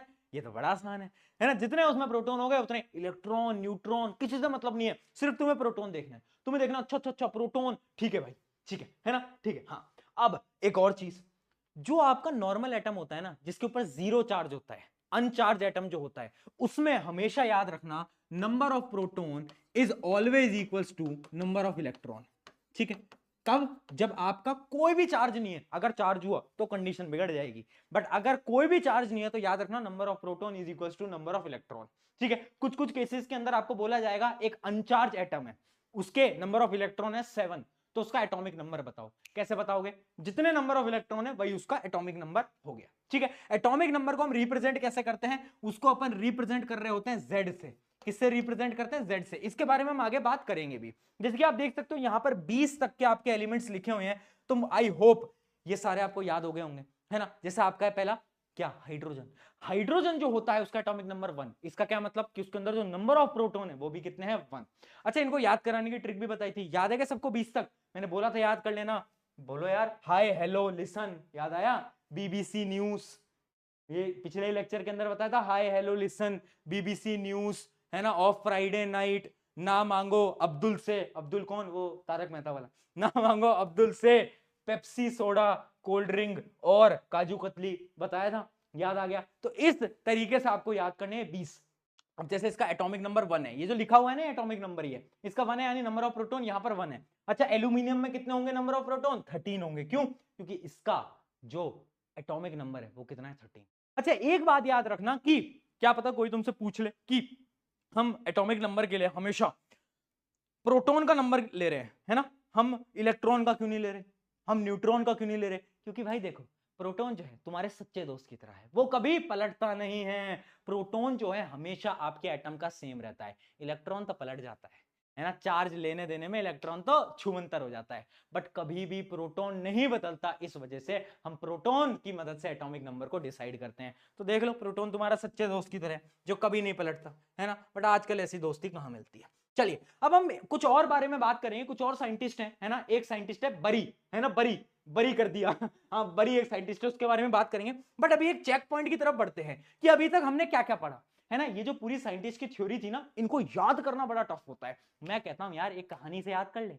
अभी मैंने वैसे तुम्हें पूरी कहानी बताई, मुझे पता है याद हो ही गया होगा, बट फिर भी अगर उससे याद नहीं हो पाया, एक छोटी सी कहानी है, एक निमोनिक है जिसकी मदद से तुम याद कर पाओगे। निमोनिक क्या है, निमोनिक बेटा ध्यान से देख ले, फिर तेरा डिस्ट्रैक्टेड हो रहा है, तू इंस्टाग्राम खोलने जा रहा है, तू यूट्यूब इधर उधर चलाने जा रहा है, शॉर्ट्स देखने जा रहा है, मारूंगा तेरे को पकड़ के, है ना। अभी डंबल दिखा दूंगा अपना, फिर तुम डर जाओगे। देखो ध्यान से, कहानी इस प्रकार है। डेल्टन है, डेल्टन है मेरा दोस्त। कौन है बेटा, डेल्टन की एक कहानी है। डेल्टन रहता था बेटा कहां पर, डेल्टन, डेल्टन जो था वो रहता था पीजी में। कहां पर, पीजी, पीजी में रहता था। पीजी होते हैं ना, लोग कॉलेज में जाते हैं लोग, पीजी में रहते हैं। अब पीजी क्यों याद रखना है, सबसे पहले डेल्टन ने क्या करा, डेल्टन ने बताया कि एटम्स आर इंडिविजुअल। पीजी क्या है बेटा, पीजी है आपका, बताओ यार। सब उसके बाद किस चीज की डिस्कवरी हुई, उसके बाद डिस्कवरी हुई प्रोटॉन की, जो कि किसने करी, गोल्डस्टीन ने करी थी। कब, 1886 में। ये डेट्स भी याद कर लेना, वैसे पूछी नहीं जाती बट फिर भी ठीक है। गोल्डस्टीन ने करी थी किसकी डिस्कवरी, प्रोटॉन की, तो पीजी हो गया, है ना। पीजी में वो रहता था। अब पीजी में उसको एक चीज पसंद थी जो कि थी चाय, यानी टी। उसको टी बड़ी पसंद थी, इतना याद रखो कि टी। अब टी क्या है आगे, जो कि हमारे थॉमसन बाबा, थॉमसन बाबा ने किसका आविष्कार करा, इलेक्ट्रॉन, यानी टी ई टी। हाँ, थॉमसन ने इलेक्ट्रॉन का आविष्कार करा। कहानी चल रही है, डेल्टन भैया पीजी में रहते थे, पीजी में चाय पिया करते थे, मस्त। यहां तक की कहानी समझ आ गई। अब आगे बढ़ जाते हैं। अब क्या हुआ बेटा, अब देखना बेटा, उसका एक और दोस्त था जिसका नाम था क्या, आरजी, राकेश गुप्ता, है ना, उसका एक दोस्त था राकेश गुप्ता, आरजी, उसको आरजी बोला कर, शॉर्ट फॉर्म रखते हैं ना कूल बनने के लिए आजकल, आरजी, आरजी। अब आरजी से तुम क्या याद रखोगे, आरजी से तुम याद रखोगे क्या बेटा, रदरफोर्ड ने कौन सा मॉडल करा, रदरफोर्ड ने बोला था गोल्ड एक्सपेरिमेंट, याद आ गया, गोल्ड एक्सपेरिमेंट रदरफोर्ड ने करा था, बहुत बड़ा गोल्ड फॉइल एक्सपेरिमेंट, पूरा बता देता हूं, ठीक है। तो क्या करा था आरजी, इन्होंने क्या करा, इन्होंने गोल्ड फॉइल एक्सपेरिमेंट, इससे आप याद रखोगे रदरफोर्ड गोल्ड फॉइल एक्सपेरिमेंट। अब ये जो आरजी था ना, ये बड़ा बदमाश था, ये बड़ा बदमाश था, बहुत सारी गलतियां करता था। इसकी गलतियां पता कौन छुपाया करते थे, गलतियां इसके पापा छुपाया करते थे, और पापा का नाम क्या था, इसके पापा का नाम था बोर, क्या था, बोर, है ना, इसके पापा का नाम था बोर, ठीक है। तो बोर कौन थे, इसके पापा। अब मैंने बोर को पापा क्यों बनाया, क्योंकि बोर ने क्या करा था, बोर ने इसकी गलतियां ही तो छुपाई थी रदरफोर्ड की, रदरफोर्ड ने एक गलती करी थी ना कि इलेक्ट्रॉन घूमता रहेगा तो गिर जाएगा, तो उसकी गलती को किसने छुपाया था, बोर ने, है ना। बोर ने एक नया मॉडल दिया था, अपनी पोस्टुलेट्स दी थी बोर ने, याद आ गई, हाँ। तो बोर भैया क्या है, इसके पापा की तरह हैं, जो कि क्या कर रहे हैं, इसकी गलतियों को छुपा रहे हैं। अब बोर जो इसके पापा थे ना, उससे एक लाइन बोला करते थे हमेशा, वो लाइन बोला करते थे कि बेटा नो चीटिंग, क्या बोला करते थे, बेटा नो चीटिंग, चीटिंग नहीं करनी तुम्हें कभी, है ना। अब नो चीटिंग क्यों याद करना है, एन यानी न्यूट्रॉन, सी यानी चैडविक, तो न्यूट्रॉन की डिस्कवरी किसने करी, चैडविक ने, कब करी, 1932। एक साइंटिस्ट में रह गया जो कि है बरी, है ना, बरी के बारे में कोई पूछा नहीं जाता, अभी हम आगे बात करेंगे तो इनकी टेंशन मत लो तुम, अभी तुम इस कहानी को याद रखो। ये कहानी है डेल्टन की, डेल्टन रहता था पीजी में, पीजी में पिया करता था चाय, उसका एक दोस्त था राकेश गुप्ता यानी आरजे, आरजी। अब आरजी के पापा थे कौन, अरे बोलो बोर, बोर हमेशा गलतियों को छुपाया करते थे, और बोर हमेशा एक लाइन बोलते थे, बेटा नो चीटिंग, यानी न्यूट्रॉन चैडविक, बहुत बढ़िया। इस प्रकार से तुम इस कहानी की मदद से सारे साइंटिस्ट के नेम, उनका काम याद कर लो। ये मैं इसलिए याद करा रहा हूं ताकि तुम कभी भी पेपर में जाना कंफ्यूजन नहीं होनी चाहिए, एक स्टोरी याद रखो, उस स्टोरी से तुम सबकी डिस्कवरी तुम्हें याद रहेगी। अब तुम ये नहीं बोलोगे बोर ने क्या करा था, इसने क्या करा था, तुम्हें सबकी डिस्कवरी याद है। चलिए यहां तक की कहानी क्या हमें समझ आ गई है, आ गई है तो जल्दी से मुझे चैट के अंदर बता दो यार, है कमेंट के अंदर बता दो, जैसे भी तुम्हें बताना है, बट बता दो यार मुझे, है ना। चलिए आगे बढ़ा जाए, आगे बढ़ा जाए, है ना। और देखो यार एक चीज मैं तुम्हें बोल रहा हूं कि पता है कभी कभार क्या होता है ना, एक छोटी सी कहानी है, लेक्चर पढ़ा रहा हूं बट 1 मिनट एक सिंपल कहानी बताऊंगा क्योंकि बहुत इंपॉर्टेंट है तुम्हारे लिए। बहुत लोग बोलते हैं कि भैया मेरे दोस्त ने इतना कर लिया, उसने इतना कर लिया, मैं कैसे कर पाऊंगा। एक बहुत छोटी सी कहानी है। एक ना एक छोटा सा लड़का था और उसकी मम्मी थी। तो एक बार ना स्कूल वालों की तरफ से एक लेटर आता है, उसकी मम्मी लेटर पढ़ती है और बेटे को बताती है कि यार स्कूल से लेटर आया है कि तू तो बहुत ज्यादा इंटेलिजेंट है, बहुत ज्यादा ब्रिलियंट है, और स्कूल वाले ना बोल रहे हैं कि हम तो इसको पढ़ा ही नहीं सकते, इतना ब्रिलियंट है। और फिर उसकी जो मम्मी होती है ना, वो उसको खुद पढ़ाने लग जाती हैं, और बड़ा होके वो जो लड़का है ना, वो बहुत बड़ा साइंटिस्ट बनता है ना। और जब उसकी मम्मी की डेथ हो जाती है ना, तो वो उसी पेपर को पढ़ता है जो कि स्कूल से आया होता है, और उसमें साफ लिखा होता है कि आपका बेटा डफर है, ये कभी कुछ नहीं कर पाएगा जीवन में, और इसको हम स्कूल से निकाल रहे हैं। और वो साइंटिस्ट बन गया। कैसे हो पाया, क्योंकि उनके पेरेंट्स ने उन पे विश्वास दिखाया, उसकी मम्मी ने उसमें विश्वास दिखाया। तो जो विश्वास है ना, तुम्हारे पेरेंट्स को भी तुम पे दिखाना चाहिए और खुद को भी तुम पे होना चाहिए, क्योंकि यार विश्वास नहीं होगा ना बेटा, कुछ नहीं हो पाएगा। लोगों को कंपेयर मत करो, खुद पे फोकस करो और देखो कैसे तुम अच्छे मार्क्स लेकर आते हो। ठीक है आगे बढ़ते हैं, अब बात करते हैं इलेक्ट्रॉन डिस्ट्रीब्यूशन की। हमें यह समझ आ गया कि भैया ठीक है KLMN शेल होती हैं, बट अब आ जाते हैं हमारे बरी साइंटिस्ट। बोर और बरी ने दोनों ने मिलकर क्या करा, इन्होंने एक नई थ्योरी दी। इन्होंने बोला कि इतना तो हम समझ गए कि KLMN अलग अलग शेल हो गई हैं, इलेक्ट्रॉन इसमें डिवाइड होता है, बट इलेक्ट्रॉन कैसे डिवाइड होता है, कैसे डिस्ट्रीब्यूट होता है, हाउ आर इलेक्ट्रॉन डिस्ट्रीब्यूटेड, ये उनका सवाल था। तो इनका एक इन्होंने फिनोमिना दिया, कुछ थ्योरी दी। इन्होंने बोला कि यार कुछ रूल्स हैं। पहला रूल क्या है, पहला रूल इन्होंने ये दिया, the filling of electron in an atom is done according to 2n²। यानी याद रखना, याद रखना, हम जब भी एक एटम को कर रहे हैं ना, तो हम हर जितनी भी अपनी शेल है ना, शेल एक शेल दूसरी तीसरी, उन सबकी ना मैक्सिमम नंबर है, यानी एक शेल में कितने इलेक्ट्रॉन आ सकते हैं वो डिसाइड होता है इस फॉर्मूले से, 2n²। n क्या है, n है कौन सी शेल है, जैसे जो आपकी K शेल है वो पहली शेल होती है, K शेल जो होता है ना बेटा वो पहली होती है, तो उसमें तो n की वैल्यू 1 होती है। ठीक है, जो L होता है उसमें n की वैल्यू 2 होती है, क्यों, क्योंकि वो दूसरी शेल होती है ना, इस प्रकार से। फिर उसके बाद m होगी, उसके अंदर 3 होगी, फिर n होगी, उसके अंदर 4 होगी। तो उन्होंने एक फॉर्मूला दे दिया 2n²। इससे तुम ये बता पाओगे एक शेल के अंदर कितने मैक्सिमम इलेक्ट्रॉन आ सकते हैं। तो अगर हम कैलकुलेट करें, पहले बात करते हैं K शेल की, 2n² का फॉर्मूला लगाया, n की वैल्यू 1 पुट करी, कितने आ गए, 2 इलेक्ट्रॉन, यानी K शेल में बस 2 इलेक्ट्रॉन आ सकते हैं मैक्स, उससे ज्यादा नहीं आ सकते। हमने ऐसे एल की चेक करी, एल की चेक करी तो आया 8 इलेक्ट्रॉन, 2n² लगा लो ना भाई, इतनी मैथ तो आती है, इतने तो पढ़े लिखे हो, बहुत बढ़िया है ना। उसके बाद 2n² लगा लो 3 के लिए, फिर लगा लो 4 के लिए, तो आएगा 18 इलेक्ट्रॉन और फिर आएगा 32 इलेक्ट्रॉन। यानी जो आपकी के शेल है उसकी मैक्सिमम कैपेसिटी क्या है, 2 इलेक्ट्रॉन, फिर उसके बाद 8, फिर 18, फिर 32। बहुत बढ़िया है ना। तो ये है आपकी मैक्सिमम कैपेसिटी, इससे ऊपर इलेक्ट्रॉन एक शेल के अंदर नहीं जा सकते, इतना हम समझ गए। ये तो था पहला रूल समझ गए, इतने मैक्सिमम इलेक्ट्रॉन जा सकते हैं। अब एक और रूल है बेटा, अगला रूल क्या कहता है, ध्यान से समझना। अगला रूल ये कहता है outermost shell can't hold more than 8 electron. बड़ा इंपॉर्टेंट है ना। देखो दूसरा रूल ये बनाया उन्होंने कि जो भी आउटर मोस्ट शेल होगी ना, चाहे वो एम शेल क्यों ना हो। अभी मैंने आपको क्या बताया, ध्यान से सुनना, के शेल 2 इलेक्ट्रॉन है ना, एल शेल 8 इलेक्ट्रॉन है ना, एम शेल कितना आया था अपना, एम शेल 18 इलेक्ट्रॉन, 18 इलेक्ट्रॉन है ना, तो एम शेल क्या 18 इलेक्ट्रॉन। अब ये बोल रहे हैं कि जो आउटर मोस्ट शेल होगी ना, वो कोई भी शेल हो, बट मैक्सिमम कैपेसिटी उसकी 8 रहने वाली है, 8 से ज्यादा नहीं ले सकती। मान लो आउटर मोस्ट शेल है एम, एम की कैपेसिटी 18 है, बट क्योंकि ये आउटर मोस्ट है तो इसमें हम 8 इलेक्ट्रॉन से ज्यादा फिल ही नहीं कर सकते। और ऐसा क्यों है भैया, ये क्या नया कोई भी रूल बना लोगे, इसके पीछे का रीजन है। रीजन ये है बेटा, हर किसी को स्टेबिलिटी चाहिए, हर एक एलिमेंट को स्टेबिलिटी चाहिए। स्टेबिलिटी के लिए सबसे इंपॉर्टेंट होता है कि जो आउटर मोस्ट शेल हो ना, उसके अंदर मैक्स 8 इलेक्ट्रॉन हो, 8 से ऊपर नहीं होने चाहिए। और इसी वजह से ये रूल बनाया गया। तो याद रखना है रूल क्यों बनाया गया, ये इसलिए बनाया गया कि हमें स्टेबल रहे, जो अपना एलिमेंट है ना, जो अपना एटम है वो पूरी तरीके से स्टेबल रहे। अगर ये रूल नहीं होता तो आपका जो एटम है वो स्टेबल नहीं रह पाता। ठीक है, अभी मैं आपको इसको प्रूव करूंगा, सारी चीजें करूंगा, क्वेश्चन करूंगा, टेंशन मत लो, अभी बस आप थ्योरी पढ़ते चलो। अगली थ्योरी क्या है, अगली थ्योरी आपकी ये बोलती है, थर्ड रूल ये बोलता है कि हमें सबसे पहले छोटी शेल को भरना है, उसके बाद ही हम दूसरी शेल पे बढ़ सकते हैं। यानी ऐसे नहीं कर सकते कि भैया मेरा मन करा है ना, मेरा मन करा, मैं क्या करूंगा ना, पहले के शेल को भर दूंगा, फिर भैया मैं एल शेल को भरूंगा ही नहीं, एल में बस मैं भैया क्या करूंगा, 4 इलेक्ट्रॉन डाल दूंगा और फिर मैं एम की तरफ बढ़ जाऊंगा।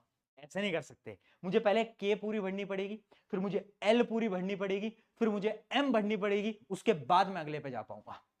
ऐसे नहीं हो जाएगा कि तुम सोच रहे हो कि के को छोड़ दिया डायरेक्ट एल से स्टार्ट कर लिया, नहीं। और यही अपना रूल नंबर 3 है कि जो सबसे स्मॉलेस्ट होगा उसको पहले फिल करो, फिर सेकंड, फिर थर्ड। ये तो 3 रूल है। पहला है 2n², मैक्सिमम कैपेसिटी पता चल गई, दूसरा आउटर मोस्ट शेल पे 8 हो सकते हैं, और तीसरा तुम्हें पता चल गया कि एक ऑर्डर वाइज हमें अपने इलेक्ट्रॉन को फिल करना है। अब कुछ क्वेश्चन करते हैं जिनकी मदद से हमें बहुत सारे सवाल हमारे क्लियर हो पाएंगे। एक एलिमेंट ले लेते हैं बेटा, सबसे पहले एक एलिमेंट लेते हैं एल्यूमिनियम। एल्यूमिनियम का एटॉमिक नंबर क्या होता है बेटा, 13 है ना। अब इसका एक बार इलेक्ट्रॉनिक कॉन्फ़िगरेशन लिखो। इलेक्ट्रॉनिक कॉन्फ़िगरेशन क्या होता है, अरे यही जो हम कर रहे हैं, यही होता है इलेक्ट्रॉनिक कॉन्फ़िगरेशन। इलेक्ट्रॉनिक कॉन्फ़िगरेशन कुछ नहीं होता, इलेक्ट्रॉन का डिस्ट्रीब्यूशन इन डिफरेंट शेल।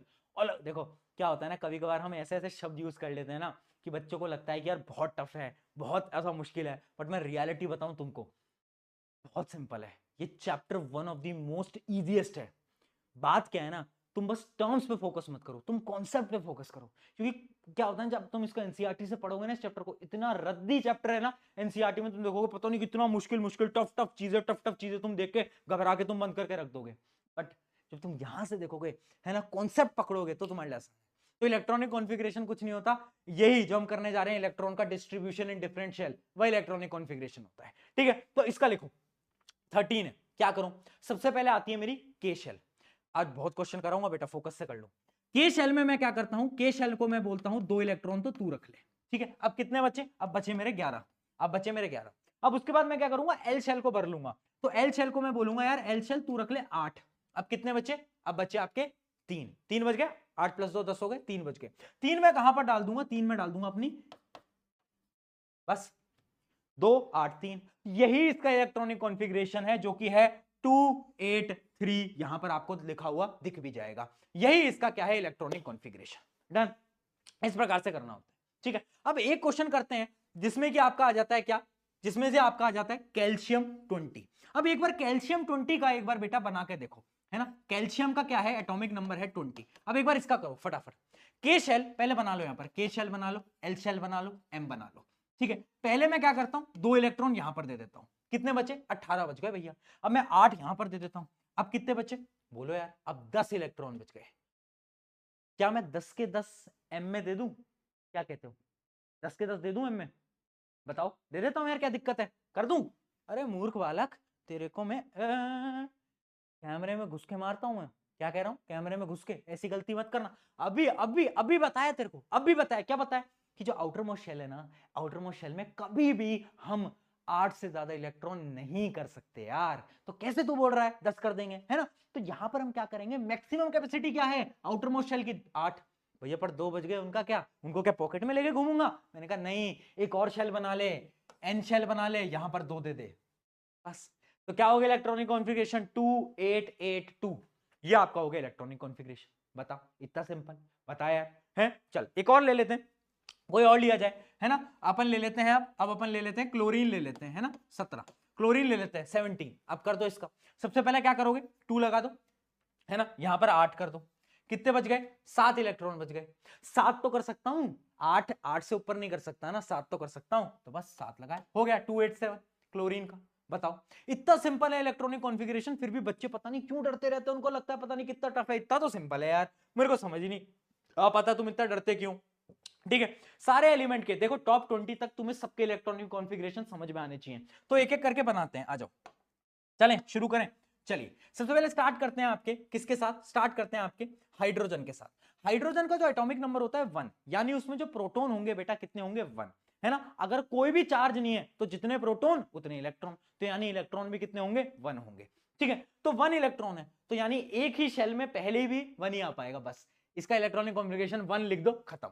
अब बात करते हैं हीलियम की। हीलियम में नंबर ऑफ इलेक्ट्रॉन 2। अब के शेल को पूरा भर दो। के शेल में कितने आ सकते हैं? 2 आ सकते हैं ना बेटा, के 2 ही भर सकता है, के की कैपेसिटी नहीं है 2 से ज्यादा, कैसे कर लोगे, है ना? तो के में बस 2 आ जाएगा, बात खत्म। उसके बाद हम बात करते हैं लिथियम की। लिथियम का है 3 नंबर।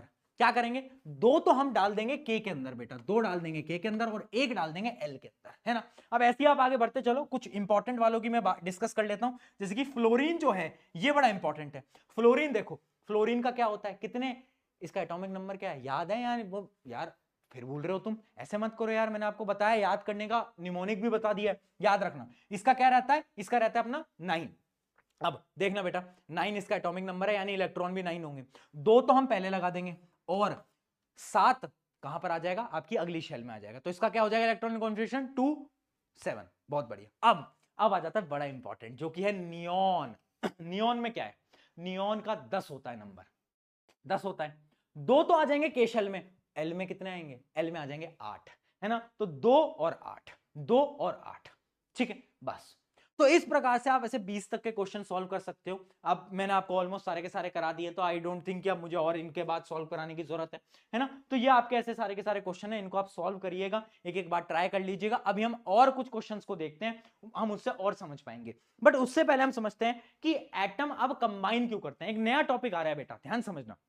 मेरे पास एक टॉपिक आ रहा है जो कि ये है कि एटम जो है बेटा वो कंबाइन क्यों करते हैं। आपने देखा होगा ना पिछले चैप्टर में एटम मॉलिक्यूल के अंदर एटम जो है वो कंबाइन कर रहे हैं, इसके बारे में हम डिस्कस भी करा था कि वैलेंसी एक नाम की चीज होती है। मैंने आपको बोला था अगले चैप्टर में बताऊंगा, तो आज बता रहा हूं तुमको, सुन लो। एटम क्यों कंबाइन करते हैं? क्योंकि एटम को होना है बेटा स्टेबल। एक रूल होता है जिसको अपन बोलते हैं ऑक्टेट रूल। अब कंफ्यूज मत होना वरना बहुत मारूंगा तुमको, बस सुनते चलो, है ना? ऑक्टेट रूल, ऑक्टेट रूल क्या बोलता है कि हर एक एटम को अपने ऑक्टेट को पूरा करना है। ऑक्टेट या तो डुप्लेट को, यानी अगर कोई भी एलिमेंट है ना, कोई भी एटम है, उसको क्या करना है? अपनी आउटर मोस्ट शेल पे 8 इलेक्ट्रॉन पूरे करने हैं, है ना? इसलिए वो कंबाइन करता है, क्योंकि 8 इलेक्ट्रॉन पूरे होते हैं उसको स्टेबिलिटी मिल जाएगी, खुश हो जाएगा वो, है ना? खुश हो जाएगा। तो यानी हर एक एलिमेंट को, हर एक एटम को क्या करना है? अपने ऑक्टेट या फिर अपने ड्यूप्लेट। ड्यूप्लेट कैसे? जैसे हीलियम है, हीलियम के पास 2 इलेक्ट्रॉन है और वो 2 इलेक्ट्रॉन उसके के शेल में भर चुके हैं, तो वो क्या है? वो एक प्रकार का स्टेबल है। क्योंकि देखो हीलियम के पास क्या है बेटा? 2 इलेक्ट्रॉन, और के शेल की कैपेसिटी क्या है? 2 इलेक्ट्रॉन, तो बस स्टेबल है वो तो, क्योंकि उसके आउटर मोस्ट शेल पे क्या है? आउटर मोस्ट शेल पे 2 इलेक्ट्रॉन है। तो एटम्स इसलिए कंबाइन करते हैं क्योंकि उन्हें स्टेबल होना है। स्टेबल होने के लिए उन्हें क्या करना है? या तो वो अपना ऑक्टेट बना दें, आउटर मोस्ट शेल पे 8 इलेक्ट्रॉन पूरे करें, या तो वो अपने के शेल पे 2 इलेक्ट्रॉन पूरे करें। इस वजह से आपके क्या करते हैं? एटम जो है कंबाइन करते हैं। लिखा भी हुआ है atom combine to attain noble और inert gas electronic configuration. Noble gas या जो आपकी जो इनर्ट गैसेस होती हैं वो क्या होती हैं? उनका जो आउटर मोस्ट शेल होता है उसमें 8 इलेक्ट्रॉन होते हैं, यानी उनको क्या करना है? अपने ऑक्टेट को पूरा करना है, बस ऑक्टेट को पूरा करना है, इसलिए वो कंबाइन करते हैं। यही रीजन है ना? जैसे कि कंबाइन कर रहे हैं तो कुछ ना कुछ रीजन है, रीजन ये रहा, बहुत बढ़िया। अब देखते हैं वैलेंसी क्या है, बड़ा इंपॉर्टेंट।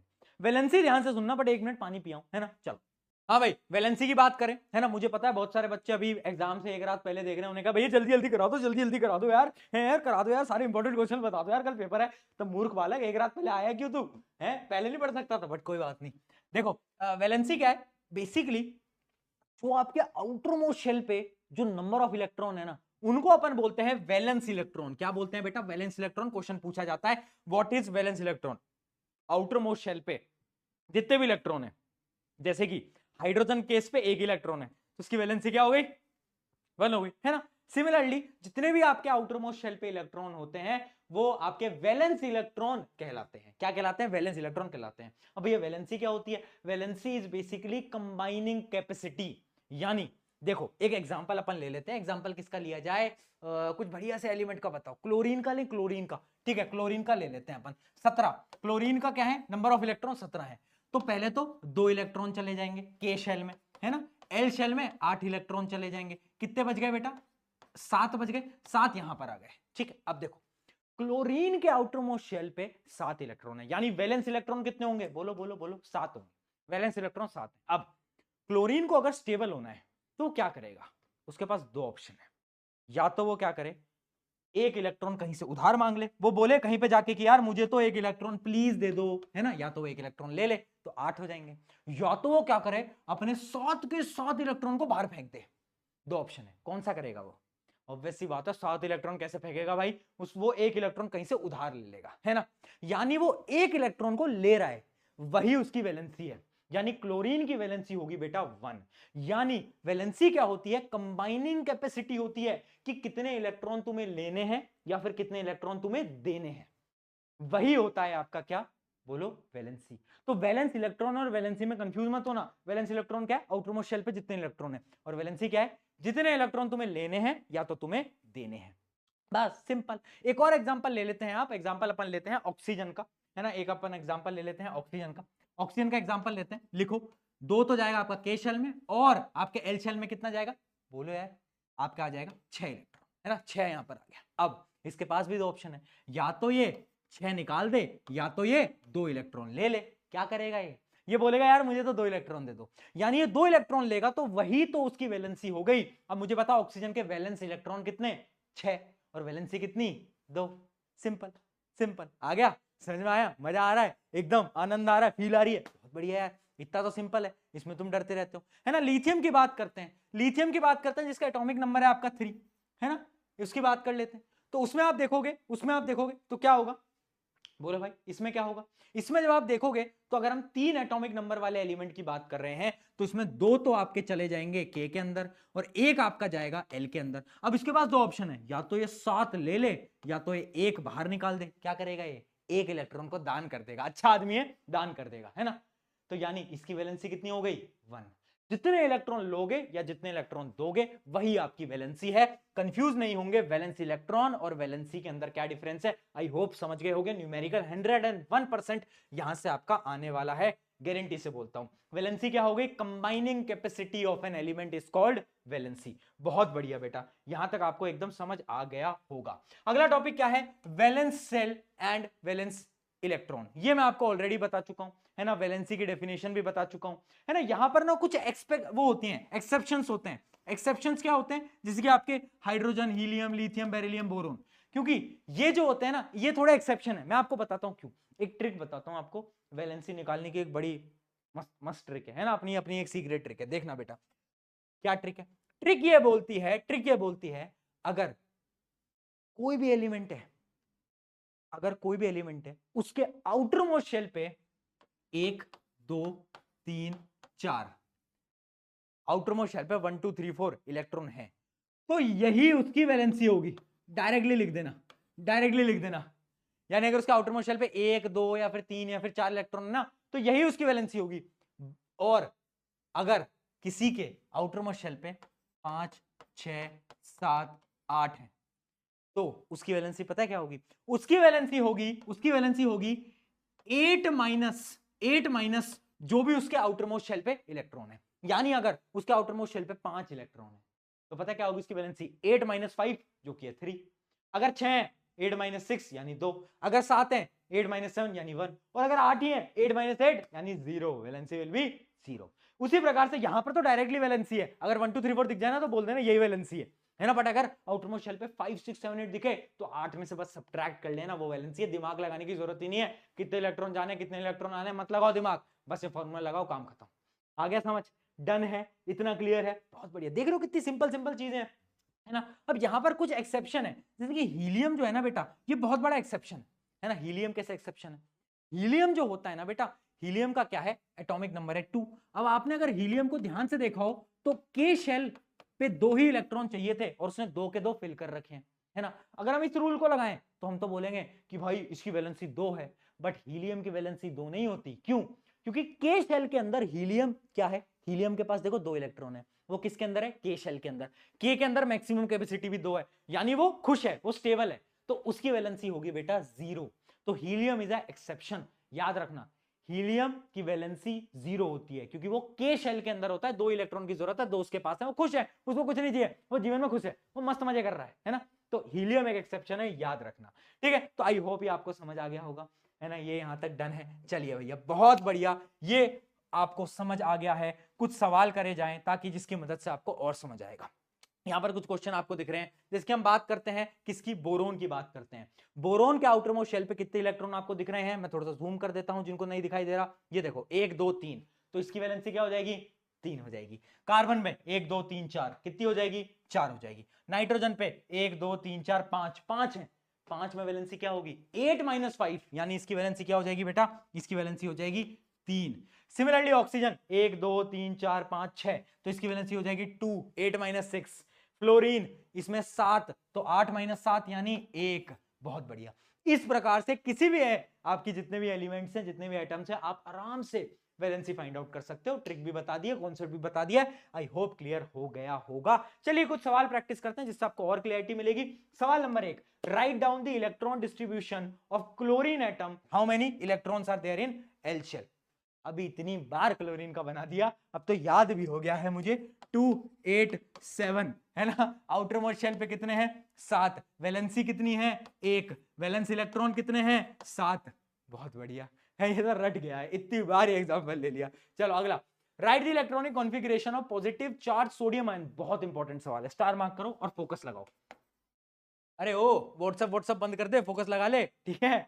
हाँ तुमको मतलब यार तुम इतना, तुम्हारा फोकस स्पैन कम कैसे हो गया इतना, है ना। तो थोड़ा सा सीरियस सीरियस आ जाओ। देखो क्या बोल रहा है, इलेक्ट्रॉनिक कॉन्फ़िगरेशन बताओ of positively charge sodium ion.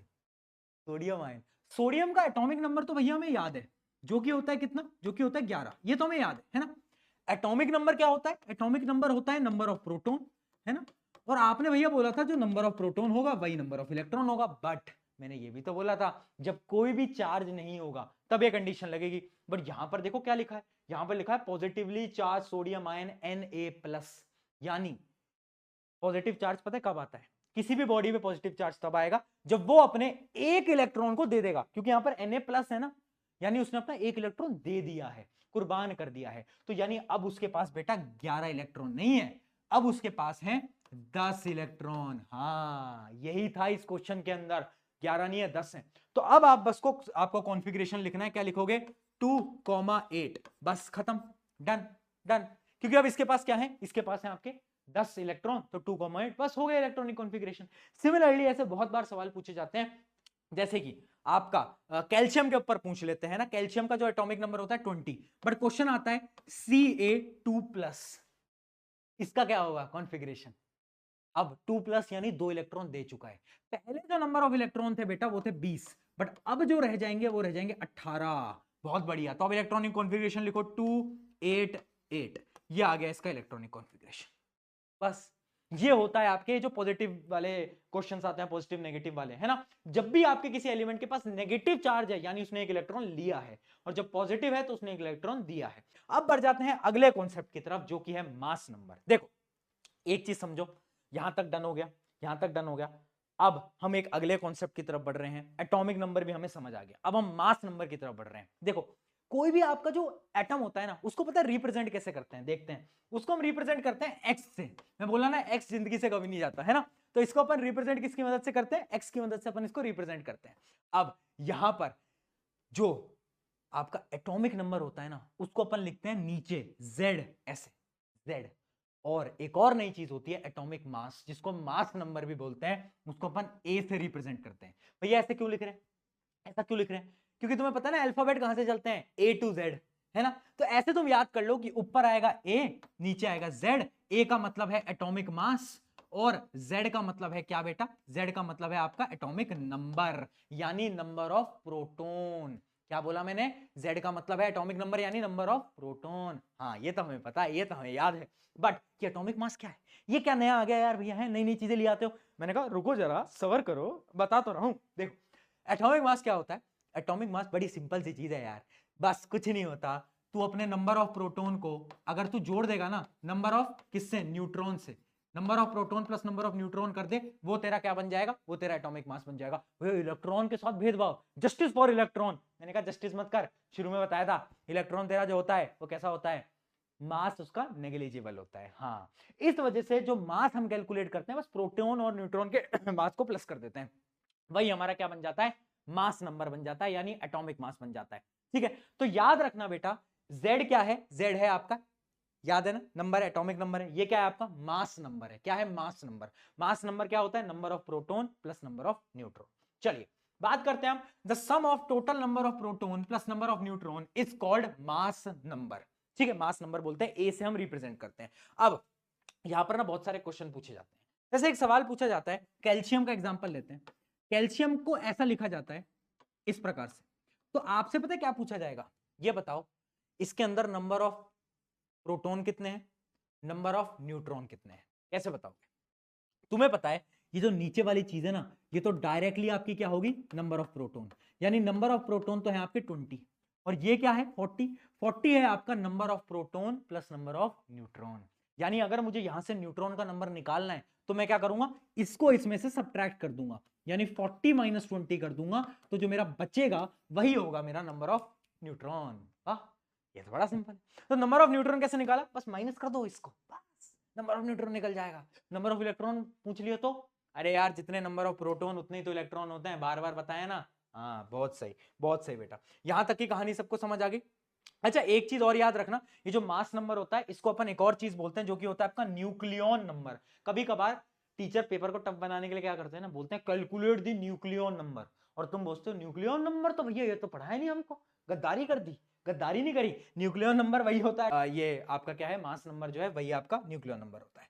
चलिए अब आगे बढ़ा जाए, जैसे कि आप मैग्नीशियम की बात करो, मैग्नीशियम का क्या है 12 24, यानी 12 प्रोटॉन है, और न्यूट्रॉन कितने हुए, 24 में से 12 माइनस करना, 24 माइनस 12 कितना होता है, 12 ही होता है, तो 12 ही क्या है, न्यूट्रॉन है। चलिए यार भैया ये तो बड़ी सिंपल है। कुछ सवाल देख लेते हैं, सवाल क्या है, right the correct representation of element x which contain 15 electron and 16 neutron. अब यहां पर देखो इलेक्ट्रॉन दिया है, स्मार्ट गेम, जितने इलेक्ट्रॉन उतने प्रोटॉन, किस कंडीशन में, जब कोई भी चार्ज नहीं है, तो यहां पर चार्ज के बारे में कोई जिक्र ही नहीं करा है, तो इसका मतलब जितने इलेक्ट्रॉन उतने ही प्रोटॉन होंगे। तो मुझे पता चल गया प्रोटॉन मेरे कितने हैं, 15 ही हैं, है ना। तो मैं लिख लेता हूं कि मेरा जो एलिमेंट है x, उसका जो नीचे वाली साइड होगी यानी जो z होगा, z कितना होगा 15, तो लिख लेता हूं यहां पे 15 लिख दिया। अब न्यूट्रॉन हमें गिवन है 16, ऊपर क्या आता है, मास नंबर। मास नंबर क्या होता है, प्रोटॉन प्लस न्यूट्रॉन, यानी मुझे क्या करना था, 16 और 15 को जोड़ना था।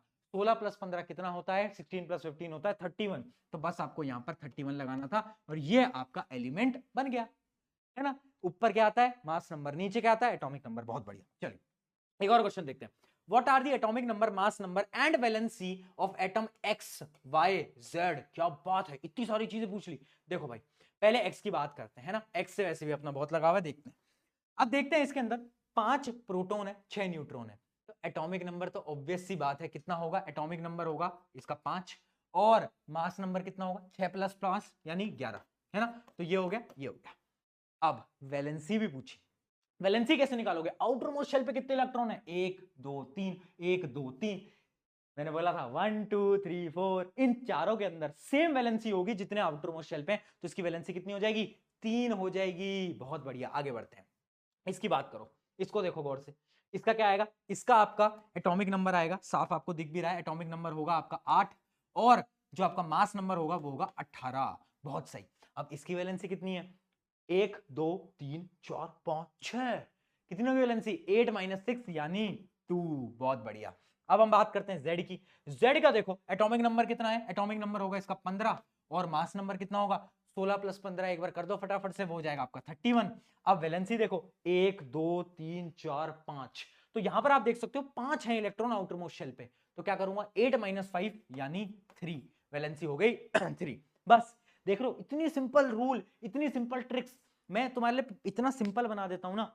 और पता है क्या है इसके लिए ना, रात रात बैठ के मेरे को ना बहुत रिसर्च करनी पड़ती है, ऐसी ऐसी ट्रिक खोजनी पड़ती है ना जो तुम्हारे काम आ पाए। बहुत बच्चों से बात करने के बाद पता चल पाती है। तो सच बता रहा हूं, इनमें बहुत एफर्ट लगता है, वेरी ऑनेस्टली इसमें बहुत एफर्ट लगता है ना। और मुझे बस मजा आता है। तुम लोग जब पढ़ते हो ना, कमेंट करते हो ना, भैया यार मजा आ गया, वो जो फील है ना मेरे लिए, वो बहुत इंपॉर्टेंट है। बहुत बार ऐसा हुआ है बीमार हूं तब भी शूट करा है। क्यों? क्योंकि मजा आता है यार, मुझे पता नहीं क्यों मजा आता है। तुम्हारे लिए तुम्हारे जो कमेंट्स होते हैं ना वो बहुत मैटर करते हैं। आगे बढ़ते हैं अगले सवाल की तरफ। Helium atom has an atomic number 4u and 2 proton in its nucleus. How many neutrons do it have? अरे भाई प्रोटॉन का नंबर हमें गिवन है कितना? प्रोटॉन है 2। हमें नंबर गिवन है प्रोटॉन का 2 और हमें मास नंबर भी गिवन है, प्रोटॉन भी गिवन है। तो न्यूक्लियस निकाल दो, कितने न्यूट्रॉन होंगे? अरे 4 - 2, तो ये आपके 2 न्यूट्रॉन है। बस डन। इस प्रकार के बहुत सारे सवाल आपके पेपर के अंदर आ रहे होते हैं। ठीक है, आइसोटोप और आइसोबार पे बढ़ने से पहले एक क्वेश्चन और कर लेते हैं।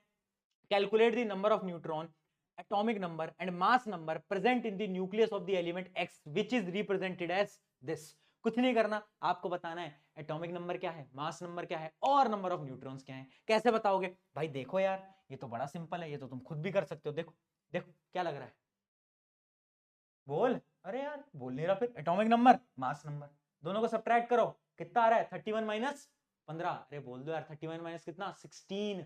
तुम्हारा ओह साइंस का टीचर है तो मैथ कमजोर समझे क्या? है कमजोर समझे क्या बेटा? जब तुम छोटे से थे ना तब मैंने IIT JEE का पेपर निकाला था, जब तुम नन्हे मुन्ने से थे। समझ रहे हो बात को? चलो ठीक है, 31 - 15 क्या आ गया? 16। तो वो हो गया आपका नंबर ऑफ न्यूट्रॉन।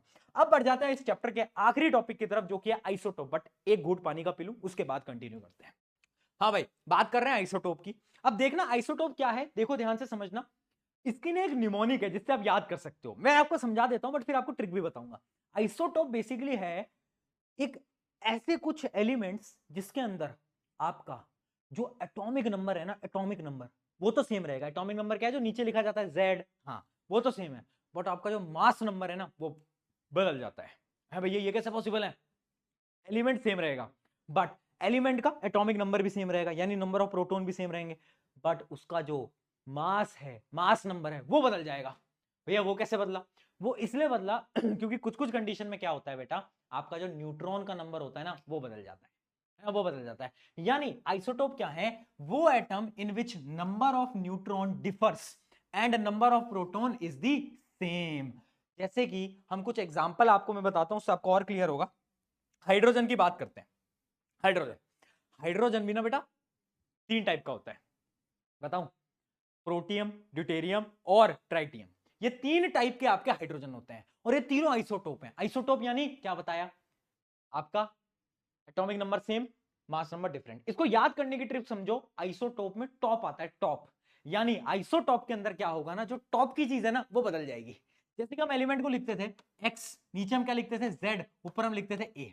ठीक है, तो इसके अंदर क्या होगा? ऊपर वाली चीज बदल जाएगी। आइसोटॉप तो टॉप से टॉप बदल जाएगा, है ना, टॉप बदल जाएगा, ये सेम रहेगा। इस ट्रिक से याद करो तो तुम आइसोटॉप आइसोबार में कंफ्यूज नहीं होगे कभी भी। इसमें क्या बदलेगा? टॉप बदलेगा। जैसे कि हम बात करते हैं हाइड्रोजन की, तो हाइड्रोजन बेटा 3 टाइप का होता है, याद भी रखना। ये है आपका क्या? ये है आपका प्रोटियम। तो प्रोटियम में क्या होता है ना बेटा, प्रोटियम का जो फॉर्मूला होता है ना वो पता कैसा होता है? वो होता है ऐसा।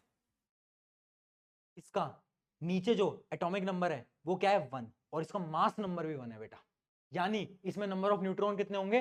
0 0, है ना, क्योंकि 1 - 1 कितना हो गया? 0 हो गया। अब एक और इसका आइसोटोप होता है जिसका नाम होता है ड्यूटेरियम। वो पता है कैसा दिखता है? वो दिखता है ऐसा। यानी ये तो सेम है, ये नीचे वाला तो सेम है, बट ऊपर वाला बदल गया, यानी यहां पर एक न्यूट्रॉन आ गया और एक प्रोटॉन मिलके क्या बना दिया, 2 बना दिया। अब इसका एक और वर्जन होता है जिसका नाम है क्या, ट्राइटियम। ट्राइटियम पता है कैसा दिखता है, ट्राइटियम ऐसा दिखता है, यानी इसके अंदर नंबर ऑफ न्यूट्रॉन कितने आ गए, 2 आ गए, 2। इसमें 0, इसमें 1, इसमें 3। नाम याद रखना तीनों का, बार बार सवाल पूछा जाता है। 3 isotopes of hydrogen, protium, deuterium और आपका क्या, ट्राइटियम। ये तीनों के नाम याद रखना। याद रखना प्रोटियम क्या होता है, 1 1 2 1 3 1, इतना समझ लेना। और ये है आपका आइसोटोप का कॉन्सेप्ट। कैसे याद रखोगे, याद रखोगे आइसोटोप वो हैं जिनका टॉप बदल जाता है, बेस एकदम सेम रहता है, ठीक है। अब यहां पर फ्रैक्शनल एटॉमिक मास में बढ़ने से पहले कुछ मैं आपको कॉन्सेप्ट बताना चाहता हूं आइसोटोप के बारे में। देखना बेटा, जो आइसोटोप होता है ना, क्योंकि उसमें नंबर ऑफ प्रोटॉन सेम है, तुम खुद दिमाग लगाना, तुम खुद दिमाग लगा सकते हो। आइसोटोप में क्या है, आपके एटॉमिक नंबर सेम है, यानी मतलब मैं लिख कैसे रहा हूं खुद बताओ। उसमें क्या है, उसमें आपकी ये जो Z वाली चीज है ये सेम है, यानी उसका क्या रहेगा, नंबर ऑफ प्रोटॉन सेम रहेंगे। अब मुझे एक चीज बताओ, नंबर ऑफ प्रोटॉन किसके बराबर होते हैं, नंबर ऑफ इलेक्ट्रॉन के। अगर दो एलिमेंट के अंदर नंबर ऑफ इलेक्ट्रॉन सेम है तो क्या उनकी केमिकल प्रॉपर्टीज सेम होंगी, बिल्कुल होंगी। अरे खुद बताओ, नंबर ऑफ प्रोटॉन सेम तो number of electron same, number of electron same तो भैया सारी जितनी भी केमिकल प्रॉपर्टीज होंगी ना, उनकी केमिकल प्रॉपर्टीज क्या है, उनकी वैलेंसी, उनकी वैलेंसी तो है chemical property, valency, valence electron का नंबर, वो सब सेम होगा। यानी आइसोटोप्स के अंदर याद रखने वाली चीज ये है कि इनकी जो केमिकल प्रॉपर्टीज होती हैं वो हमेशा सेम होती हैं। रीजन क्या है, पेपर के अंदर पूछा जाता है, ध्यान से सुन ले, कि जो आइसोटोप की केमिकल प्रॉपर्टी है वो सेम होती है। क्यों, क्योंकि इसमें क्या होता है, सेम एटॉमिक नंबर है। सेम एटॉमिक नंबर का मतलब है प्रोटॉन का नंबर सेम है, प्रोटॉन के नंबर का सेम का मतलब है इलेक्ट्रॉन का नंबर सेम है, और अगर इलेक्ट्रॉन का नंबर सेम है तो chemical properties will always remain same.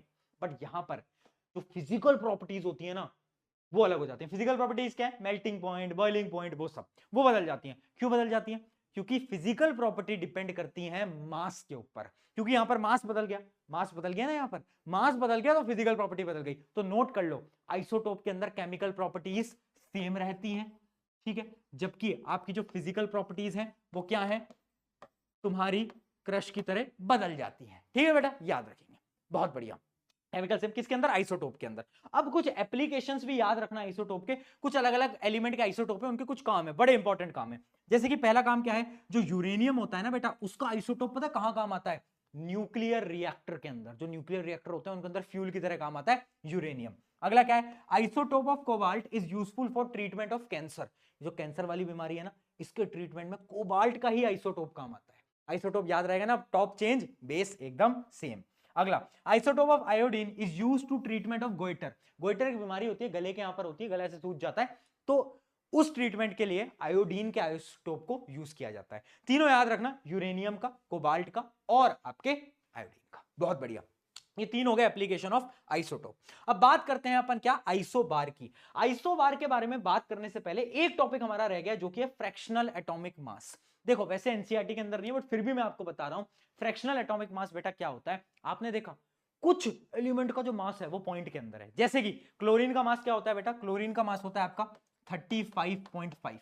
तुमने सोचा कि ये कैसे पॉसिबल है, पॉइंट में कैसे पॉसिबल है, इसका रीजन है फ्रैक्शनल एटॉमिक मास। यानी कुछ ऐसे एटम्स होते हैं ना, उनके अंदर पता है क्या होता है, उनके अंदर जो मास होते हैं ना बेटा, जो न्यूट्रॉन के मास होते हैं वो अलग अलग होते हैं, उनका जो मासिस होता है ना वो अलग अलग होता है। जैसे कि क्लोरीन के अंदर क्या होता है, क्लोरीन के दो मासिस होते हैं बेटा, कौन कौन से, एक होता है आपका क्या, एक होता है आपका Cl35 और एक होता है आपका Cl37।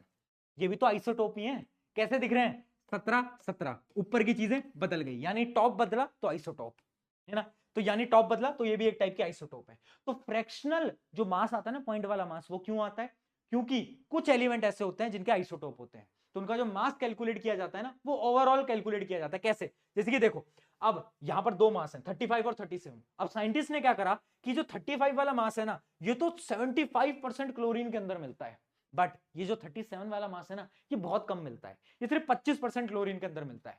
तो इन्होंने क्या करी, इन्होंने मैथ लगाई, क्या करा इन्होंने, 25% 75% ऑफ 35 प्लस 25% ऑफ 37 ऐड कर दी, क्योंकि ऑब्वियस सी बात है ये 75% प्रेजेंट है, ये 25% प्रेजेंट है, तो इन्हें एवरेज निकालना था। एवरेज के लिए इन्होंने क्या करा बेटा, इन्होंने 75% निकाल दिया 35 का, ऐड कर दिया किसके साथ, 25% ऑफ 37, दोनों का ऐड करा, फाइनल क्या आ गया 35.5। बस ये इसकी मदद से फ्रैक्शनल मासेस कैलकुलेट किए जाते हैं। उतना इंपॉर्टेंट नहीं है बट फिर भी क्योंकि सिलेबस में तो मैंने तुम्हें बता दिया।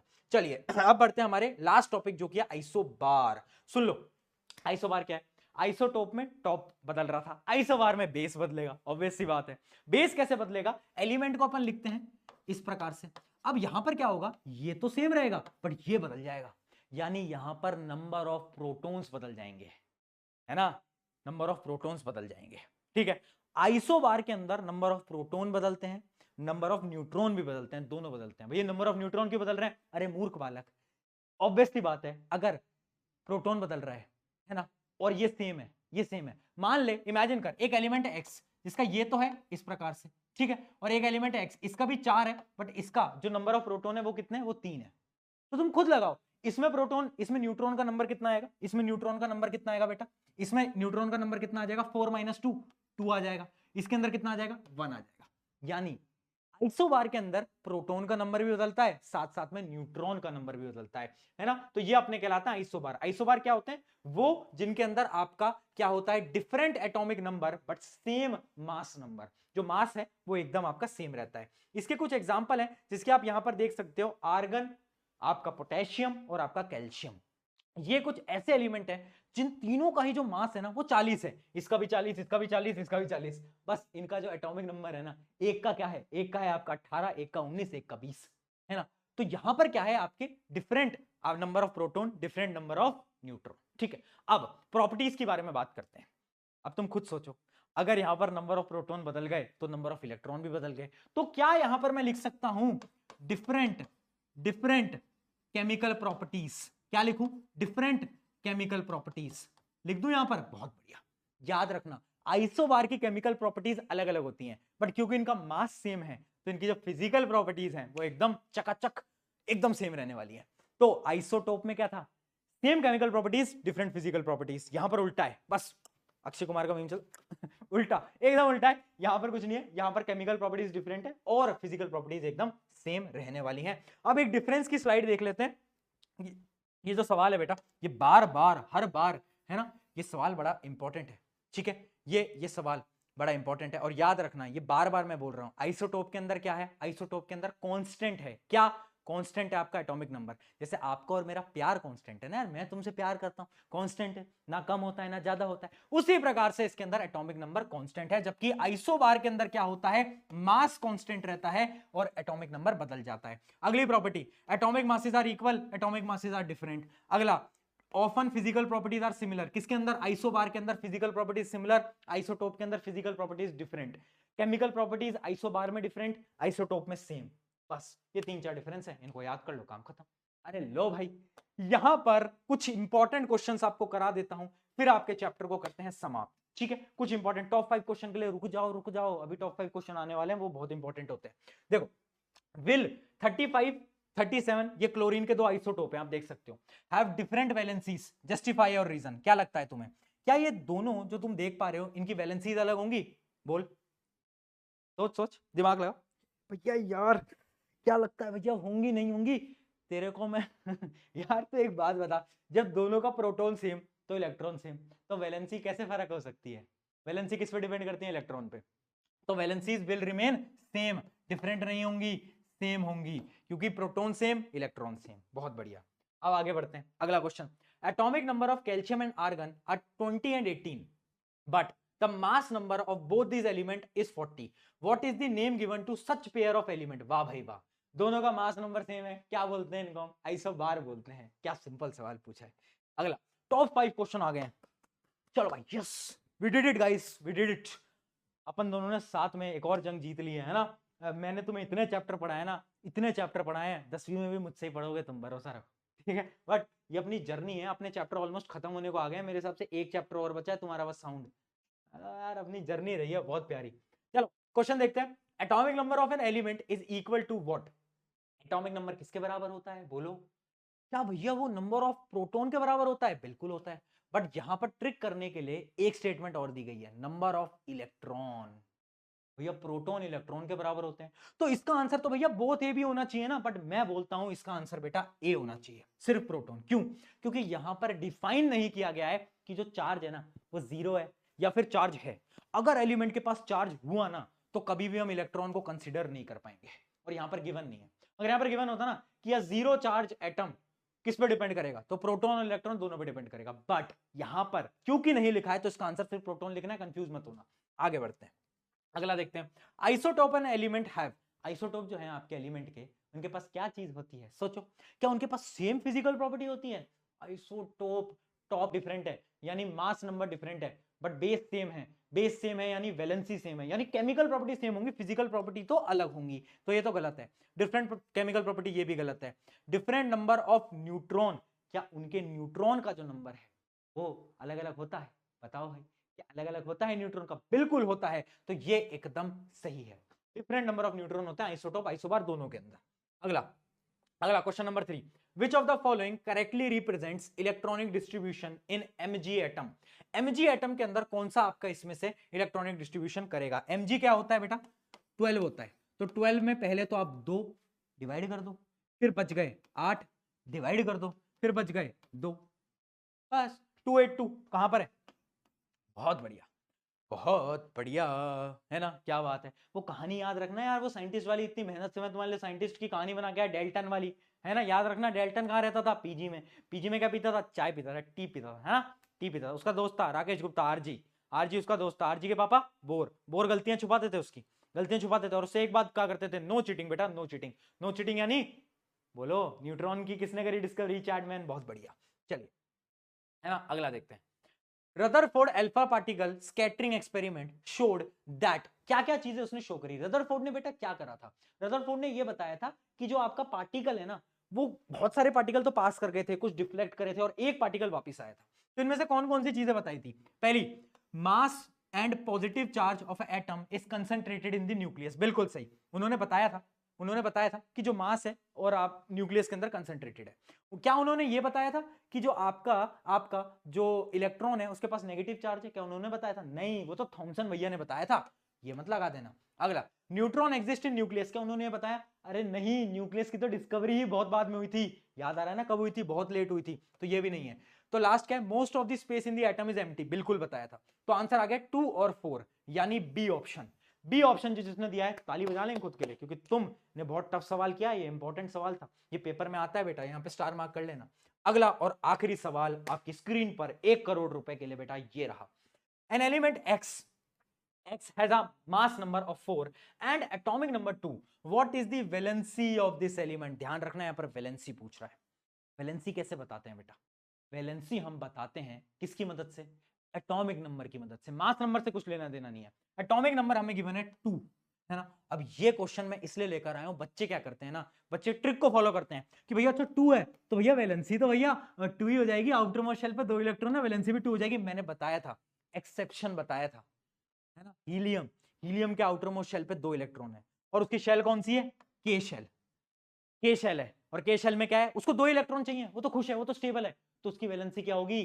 0। याद रखना, इसमें कंफ्यूज मत होना, ये इसलिए बताया था क्वेश्चन तब भी, ठीक है। ऑन दिस नोट ये चैप्टर हो जाता है आपका खत्म, और जाते जाते एक चीज मैं आपको बता देता हूं, देखो यार, ये समय है तुम्हारी लाइफ के सबसे बड़े कमबैक का।